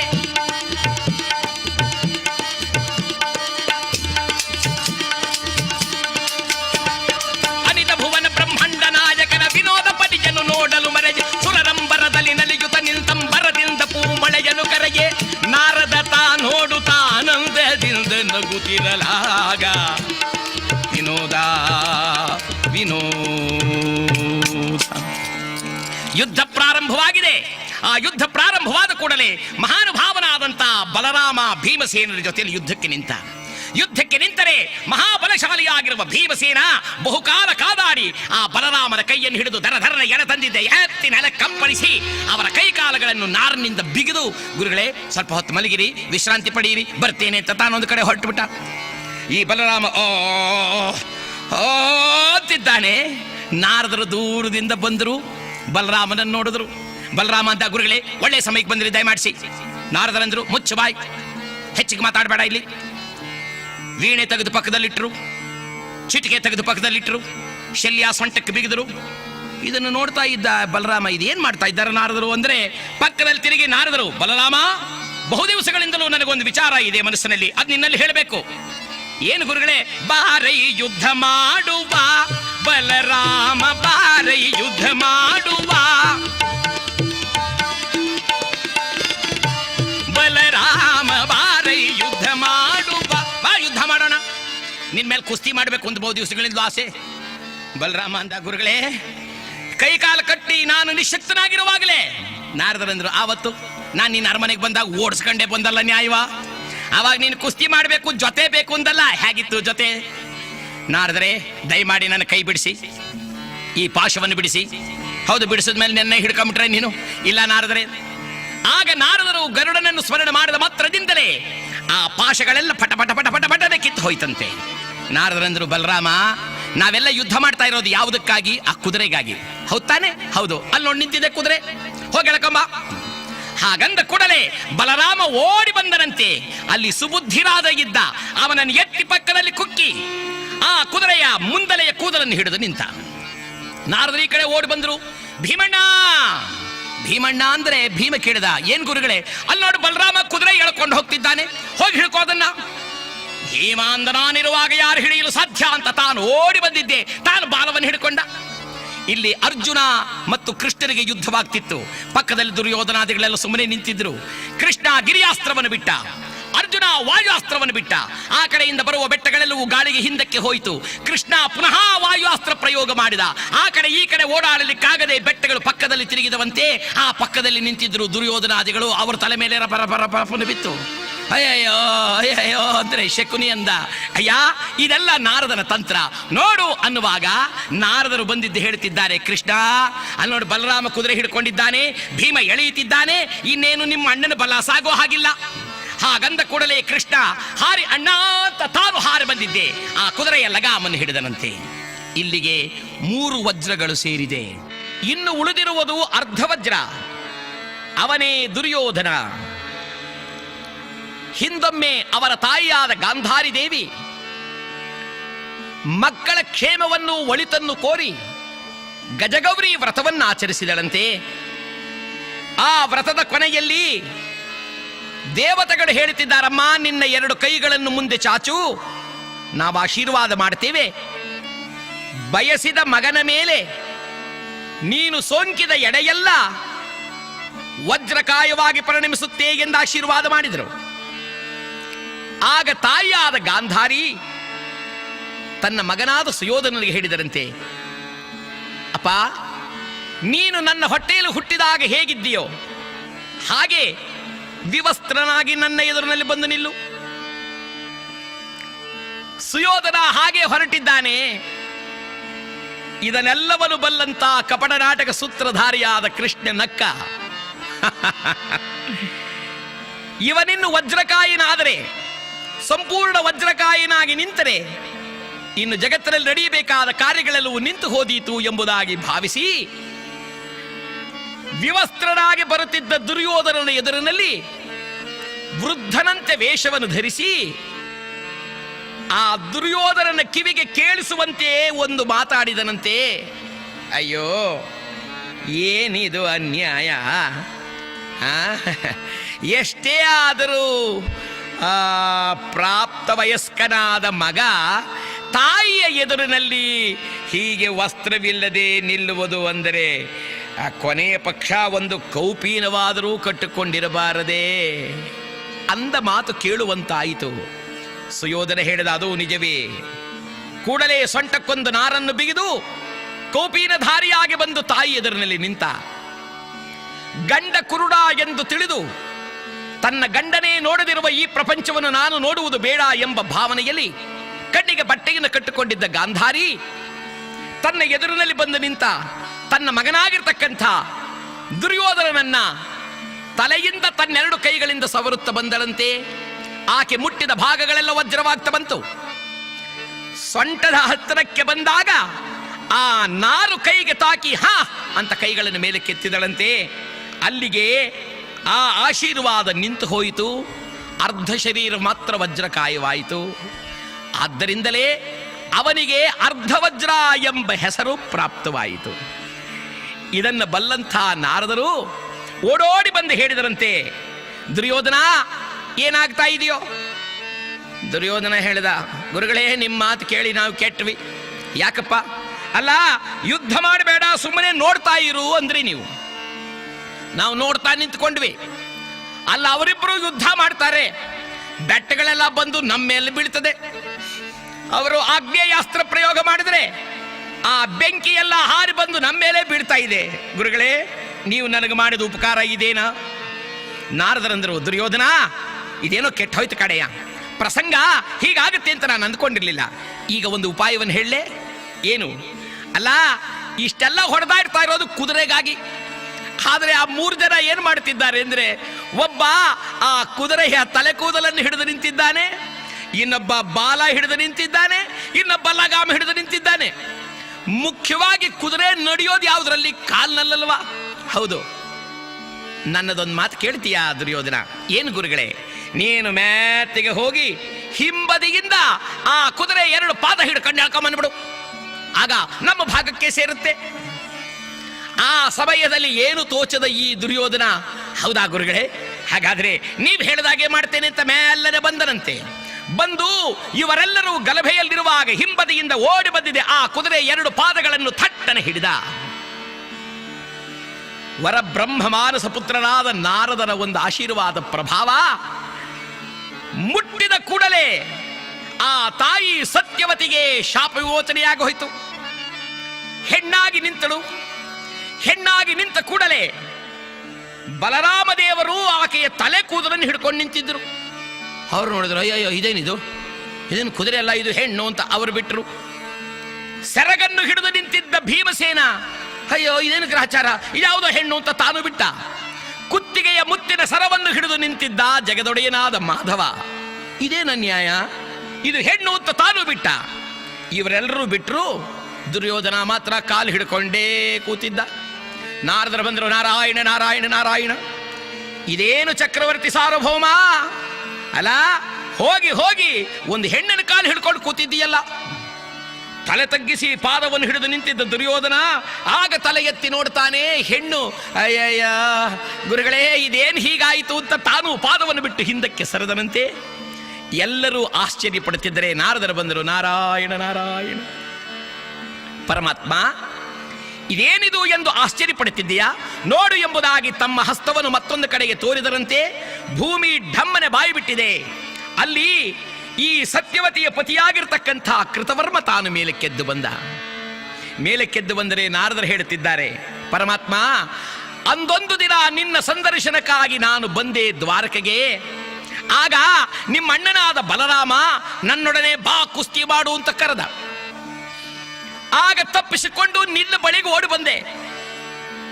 ನೀನು ಒಂದು ಅಪರೂಪವಾದ ಕಥೆಯನ್ನು ಹೇಳಿ ನಾರದರೆ, ಹಿಂದೆ ಯಾರು ಕೇಳಿರಬಾರದು, ಮುಂದಕ್ಕಾರು ಕೇಳಬಾರದು ಅಂಥ ಕಥೆ ಹೇಳಿ ಅಂತ ನೀ ಕೇಳಿದೆ. ಕೃಷ್ಣ, ಭಾಗವತೋತ್ತಮನಾದ ನಾನು ಈ ಎರಡನ್ನು ಒದಗಿಸುವ ಸಲುವಾಗಿ, ಅಂದರೆ ಬಲರಾಮನಿಗೊಂದು ಜೊತೆ, ನಿನಗೊಂದು ಕಥೆ, ಇಷ್ಟನ್ನು ಒದಗಿಸುವ ಸಲುವಾಗಿ ಹವಣಿಸುತ್ತಿದ್ದೇ ಈ ನಾಟಕದ ರಚನೆಯನ್ನು ಮಾಡಿದೆ. ಕೃಷ್ಣ, ಈ ಸತ್ಯವತಿಯು ನನ್ನ ಪ್ರಿಯ ಶಿಷ್ಯನಾಗಿರ್ತಕ್ಕಂಥ ಕೃತವರ್ಮನ ಹೆಂಡತಿ. ಆದಿಶೇಷಾವತಾರಿಯಾಗಿರ್ತಕ್ಕಂಥ ಬಲರಾಮನಿಗೂ ಶ್ರೀಮನ್ನಾರಾಯಣಾವತಾರಿಯಾಗಿರುವ ಜಗದೊಡೆಯನಾದ ಕೃಷ್ಣ, ನಿನಗೂ ನಿಮ್ಮಿಬ್ಬರಿಗೂ ಈ ಒಂದು ಸಾಧನವನ್ನು ನಾನು ಹುಡುಕಿಕೊಂಡೆ, ಮಹಾಸತಿಯಾಗಿರ್ತಕ್ಕಂಥ ಸತ್ಯವತಿಯನ್ನ. ಇವರಿಗೆ ಆಶೀರ್ವಾದವನ್ನು ಮಾಡು. ಕೃತವರ್ಮ ಬಾ ಇಲ್ಲಿ. ಕೃತವರ್ಮ ಬಂದಾಗ ನಾರದರು ಹೇಳಿದರಂತೆ, ನೀನು ನಿನ್ನ ಸಂಸಾರವನ್ನು ನಾನು ಹಾಳು ಮಾಡಿದೆ ಎಂದು ಭಾವಿಸಿದೆಯಲ್ಲವೇ? ಕೇಳು, ಗುರುಬುದ್ಧಿ ಎಂಬತಕ್ಕಂಥದ್ದು ವಿಶೇಷವಾದಂಥದ್ದು. ನೀವಿಬ್ಬರೂ ಬಹಳ ಅನ್ಯೋನ್ಯ ಪ್ರೀತಿಯಿಂದ ಬಾಳುವ ದಂಪತಿಗಳು. ಆದರೆ ನಿಮ್ಮಿಬ್ಬರಿಗೂ ವಿಯೋಗವೆಂಬತಕ್ಕಂಥದ್ದೊಂದಿತ್ತು. ನಿನಗೆ ಸತಿ ವಿಯೋಗ ಎಂಬುದು ಇರುವುದನ್ನು ನಾನು ಬಲ್ಲೆ. ನನ್ನ ಪ್ರಿಯ ಶಿಷ್ಯನಾಗಿರ್ತಕ್ಕಂಥ ಕೃತವರ್ಮನಿಗೆ ಸತಿ ವಿಯೋಗವಾಗಬಾರದು ಎಂಬತಕ್ಕಂಥ ಭಾವನೆಯನ್ನು ಮನಸ್ಸಿನಲ್ಲಿಟ್ಟುಕೊಂಡು ನಾನೀ ಒಂದು ಕಥೆಯನ್ನು ರಚನೆ ಮಾಡಿ ಸ್ವಲ್ಪ ಕಾಲ ನಿಮ್ಮಿಬ್ಬರಿಗೂ ವಿಯೋಗವನ್ನು ತಂದೊಡ್ಡಿ ಈ ರೂಪದಲ್ಲಿ ಚಿರವಾಗಿ ಎಂದೆಂದಿಗೂ ಅಳಿದು ಹೋಗಬೇಕಾಗಿರುವ ನಿನ್ನ ಹೆಂಡತಿಗೆ ಪುನರ್ಜನ್ಮವನ್ನು ದಯಪಾಲಿಸಿದ್ದೇನೆ. ಈಗ ಇನ್ನು ಮುಂದೆ ನಿಮ್ಮಿಬ್ಬರ ದಾಂಪತ್ಯ ಜೀವನದಲ್ಲಿ ಎಂದು ವಿರಸವಿಲ್ಲ, ಎಂದೆಂದಿಗೂ ವಿಯೋಗವಿಲ್ಲ, ಬಹುಕಾಲ ಸುಖದಿಂದ ಬಾಳುವಂತಹದ್ದಾಗಿದೆ. ಇದು ನಾನು ಹೂಡಿದಂಥ ಒಂದು ನಾಟಕದ ಸೂತ್ರ. ಶಿಷ್ಯ ಕೈ ಜೋಡಿಸಿದ, ಗುರುಗಳೇ, ನಿಮ್ಮ ವಿಷಯವನ್ನು ಅರ್ಥ ಮಾಡಿಕೊಳ್ಳಲಾರದೆ ಕೇವಲ ನಾನು ನಮ್ಮ ಸಂಸಾರವನ್ನು ಹಾಳು ಮಾಡಿದವರು ಎಂದುಕೊಂಡಿದ್ದೆ. ಆದರೆ ಗುರುಬುದ್ಧಿ ವಿಶೇಷಿತಃ, ಗುರುಗಳ ಬುದ್ಧಿಯು ವಿಶೇಷವಾದದ್ದು ಎಂಬತಕ್ಕಂಥ ವಿಚಾರ ನನಗೀಗ ತಿಳಿಯಿತು. ತಪ್ಪಾಯಿತು, ನನ್ನನ್ನು ಆಶೀರ್ವಾದ ಮಾಡಿ ಎಂದಾಗ ನಾರದ ಮಹರ್ಷಿಗಳು ಆ ಗಂಡ ಹೆಂಡರಿಬ್ಬರನ್ನು ಕರೆತಂದು ಕೃಷ್ಣನಿಗೆ ನಮಸ್ಕಾರವನ್ನು ಮಾಡಿಸಿದರಂತೆ. ಕೃಷ್ಣ ಹೇಳಿದ, ನಾರದರೆ, ನೀವು ತೋರಿದ ಈ ನಾಟಕ ಯಾರೂ ಮರೆಯುವಂತಹದ್ದಲ್ಲ, ಇನ್ನು ಮುಂದೆ ಎಲ್ಲೂ ನಡೆಯುವಂತಹದ್ದಲ್ಲ, ಹಿಂದೆ ನಡೆದದ್ದು ಅಲ್ಲ. ಬಹಳ ವಿಚಿತ್ರವಾಗಿದೆ. ಅಂದ ವೇಳೆ ಕೃತವರ್ಮ, ಸತ್ಯವತಿ, ನೀವು ಬಹುಕಾಲ ಬಾಳುವಂತಹವರಾಗಿ ಹೋಗಿ ಬನ್ನಿ ಎಂಬುದಾಗಿ ಹೇಳಿ ಆ ಗಂಡ ಹೆಂಡರಿಗೆ ಆಶೀರ್ವಾದ ಮಾಡಿ ಕಳುಹಿಸಿದರಂತೆ. ಅವರೀರ್ವರೂ ತಮ್ಮ ಸ್ವಸ್ಥಾನವನ್ನು ಸೇರಿಕೊಂಡಿದ್ದೆ ಬಹುಕಾಲ ಸುಖದಿಂದ ಕಾಲಯಾಪನೆಯನ್ನು ಮಾಡುತ್ತಾ ಇದ್ದಾರೆ. ಈ ಕಡೆಯಲ್ಲಿ ಮಹಾನುಭಾವನಾದ ಕೃಷ್ಣ, ಅರ್ಜುನ, ಭೀಮ ಓಡಿ ಬಂದಿದ್ದೆ. ಪಾದಕ್ಕೆ ನಮಸ್ಕಾರ ಮಾಡಿದ, ಒಡೆಯ, ನನ್ನ ಅಪರಾಧವನ್ನು ಮನ್ನಿಸು ಕೃಷ್ಣ. ನಿನ್ನ ಪಾದದ ಮೇಲಿಟ್ಟ ಆಣೆಯನ್ನ ನಾನು ತಪ್ಪಬಾರದು ಎಂಬ ದೃಷ್ಟಿಯಿಂದ ಯುದ್ಧಕ್ಕೆ ಸಿದ್ಧನಾದೆ. ತಮ್ಮಂದಿರು, ಅಣ್ಣ ಇವರೂ ಸಹ ಇದಕ್ಕೆ ಪಾತ್ರರಾದರು. ಅಂದ ಮೇಲೆ ದಯಮಾಡಿ ನಮ್ಮ ಅಪರಾಧವನ್ನು ಮನ್ನಿಸು ಎಂದರೆ ಅವರಿಬ್ಬರ ಹೆಗಲ ಮೇಲೆ ತಾನು ಕೈ ಹಾಕೊಂಡಿದ್ದಾನೆ ಕೃಷ್ಣ. ಅಯ್ಯ, ಇದೆಲ್ಲವೂ ನಡೆಯಬೇಕಾದ್ದೇ, ಸಹಜವಾಗಿದೆ, ನಡೀರಿ ಹೋಗೋಣ. ದೂರದಲ್ಲಿ ದುರ್ಯೋಧನ ನೋಡುತ್ತಿದ್ದ. ಶಕುನಿ ಎಂದ, ನೋಡಿದೆಯಾ ದುರ್ಯೋಧನ, ಎಲ್ಲ ನಾರದರು ತಂತ್ರ ಮಾಡಿ ಪಾಂಡವರಿಗೆ ಒಳ್ಳೆಯದನ್ನೇ ಮಾಡಿದರೆ ವಿನಃ ನಿನ್ನ ಕಡೆ ಗಮನವೇ ಇಲ್ಲ. ದುರ್ಯೋಧನ ಅಂದ, ಗುರುಗಳೇ, ಇರಲಿ ಎಂದಾದರೂ ಸಿಕ್ಕಿ ನೀವು ಈ ವಿಚಾರವನ್ನು ಮಾಡಿಕೊಳ್ತೇನೆ. ಮಾವ, ಈಗೇನು ಮಾಡೋಣ? ಅಪ್ಪ, ಬಂದ ದಾರಿಗೆ ಸುಂಕವಿಲ್ಲ, ನಡಿ ಹೋಗೋಣ ಎಂದು ಹೇಳಿದಾಗ ದುರ್ಯೋಧನಾದಿಗಳು ಸೈನ್ಯ ಸಹಿತರಾಗಿ ಹಿಂತಿರುಗಿ ಹಸ್ತಿನಾಪುರಕ್ಕೆ ಹೋಗಿದ್ದಾರೆ. ಜಗದೊಡೆಯನಾದ ಕೃಷ್ಣ ತನ್ನ ಅಣ್ಣನಾದ ಬಲರಾಮನಿಂದೊಡಗೂಡಿ ಪಾಂಡವರ ಸಂಗಡಲೇ ತಾನು ನಗುನಗುತ್ತಾ ಸಂತೋಷವಾಗಿ ಕಾಲವನ್ನು ಕಳೆಯುತ್ತಾ ಭಕ್ತವತ್ಸಲನಾದ ಪರಮಾತ್ಮ ತನ್ನ ಭಕ್ತರ ಪ್ರತಿಭೆಯನ್ನ ಲೋಕಕ್ಕೆ ಎತ್ತು ಸಾರಲು ಇದೊಂದು ನಾಟಕವನ್ನು ಹೂಡಿದ. ತಾನು ಸರ್ವದಾ ಭಕ್ತರಿಗಾಗಿಯೇ ಸರ್ವಸ್ವವನ್ನು ತ್ಯಾಗ ಮಾಡಲು, ಅವರ ಕಥೆ ಬೆಳಗಲಿ ಎಂಬುದಾಗಿ ನಾಟಕವಾಡಲು ಸಿದ್ಧ ಎಂದರೆ ಭಕ್ತವತ್ಸಲನಾಗಿರ್ತಕ್ಕಂಥ ಪರಮಾತ್ಮನ ಕರುಣೆಯಲ್ಲಿ ನಡೆದಂಥ ಈ 3 ವಜ್ರ ಎಂಬತಕ್ಕಂಥ ಕಥಾಭಾಗವನ್ನು ನಾವು ಮಂಗಳ ಹಾಡುವ ಮೊದಲು ಈ ಕಥೆಯನ್ನು ಕೇಳಿದವರಿಗೂ ಇದನ್ನು ಪಠನಗೈದವರಿಗೂ ಸಮಸ್ತರಿಗೂ ಪರಮಾತ್ಮ ಸಕಲ ವಿಧವಾದ ಸುಖ ಸಂಪದಗಳನ್ನು ಕೊಟ್ಟು ಕಾಪಾಡಲಿ ಎಂಬುದಾಗಿ ದೇವರನ್ನು ಅನನ್ಯ ಭಕ್ತಿಯಿಂದ ಪ್ರಾರ್ಥನೆಯನ್ನು ಮಾಡುತ್ತಾ ಈ 3 ವಜ್ರ ಎಂಬತಕ್ಕಂಥ ಕಥಾಭಾಗಕ್ಕೆ ಮಂಗಳವನ್ನು ಪಾಡೋಣ. ಸಂಕಟಹರಣ ನಮ್ಮ ವೆಂಕಟರಮಣನಿಗೆ ಮಂಗಳಂ, ಶುಭ ಮಂಗಳಂ. ಸಂಕಟಹರಣ ನಮ್ಮ ವೆಂಕಟರಮಣನಿಗೆ ಮಂಗಳಂ, ಶುಭ ಮಂಗಳಂ. ಲಕ್ಷದಿಂದಲಿ ಭಕ್ತರ ರಕ್ಷಣೆಯ ಮಾಡುವ ಪಕ್ಷಿವಾಹನನಿಗೆ ಮಂಗಳಂ. ಲಕ್ಷದಿಂದಲಿ ಭಕ್ತ ರಕ್ಷಣೆಯ ಮಾಡುವ ಪಕ್ಷಿವಾಹನನಿಗೆ ಮಂಗಳಂ. ಕುಕ್ಷಿಯೊಳು ಈರೇಳು ಲೋಕವನ್ನು ರಕ್ಷಿಸುವ, ಕುಕ್ಷಿಯೊಳು ಈರೇಳು ಲೋಕವನ್ನು ರಕ್ಷಿಸುವ ಲಕ್ಷ್ಮೀಕಾಂತನಿಗೆ ಮಂಗಳಂ. ಸಂಕಟಹರಣ ನಮ್ಮ ವೆಂಕಟರಮಣನಿಗೆ ಮಂಗಳಂ, ಶುಭ ಮಂಗಳಂ.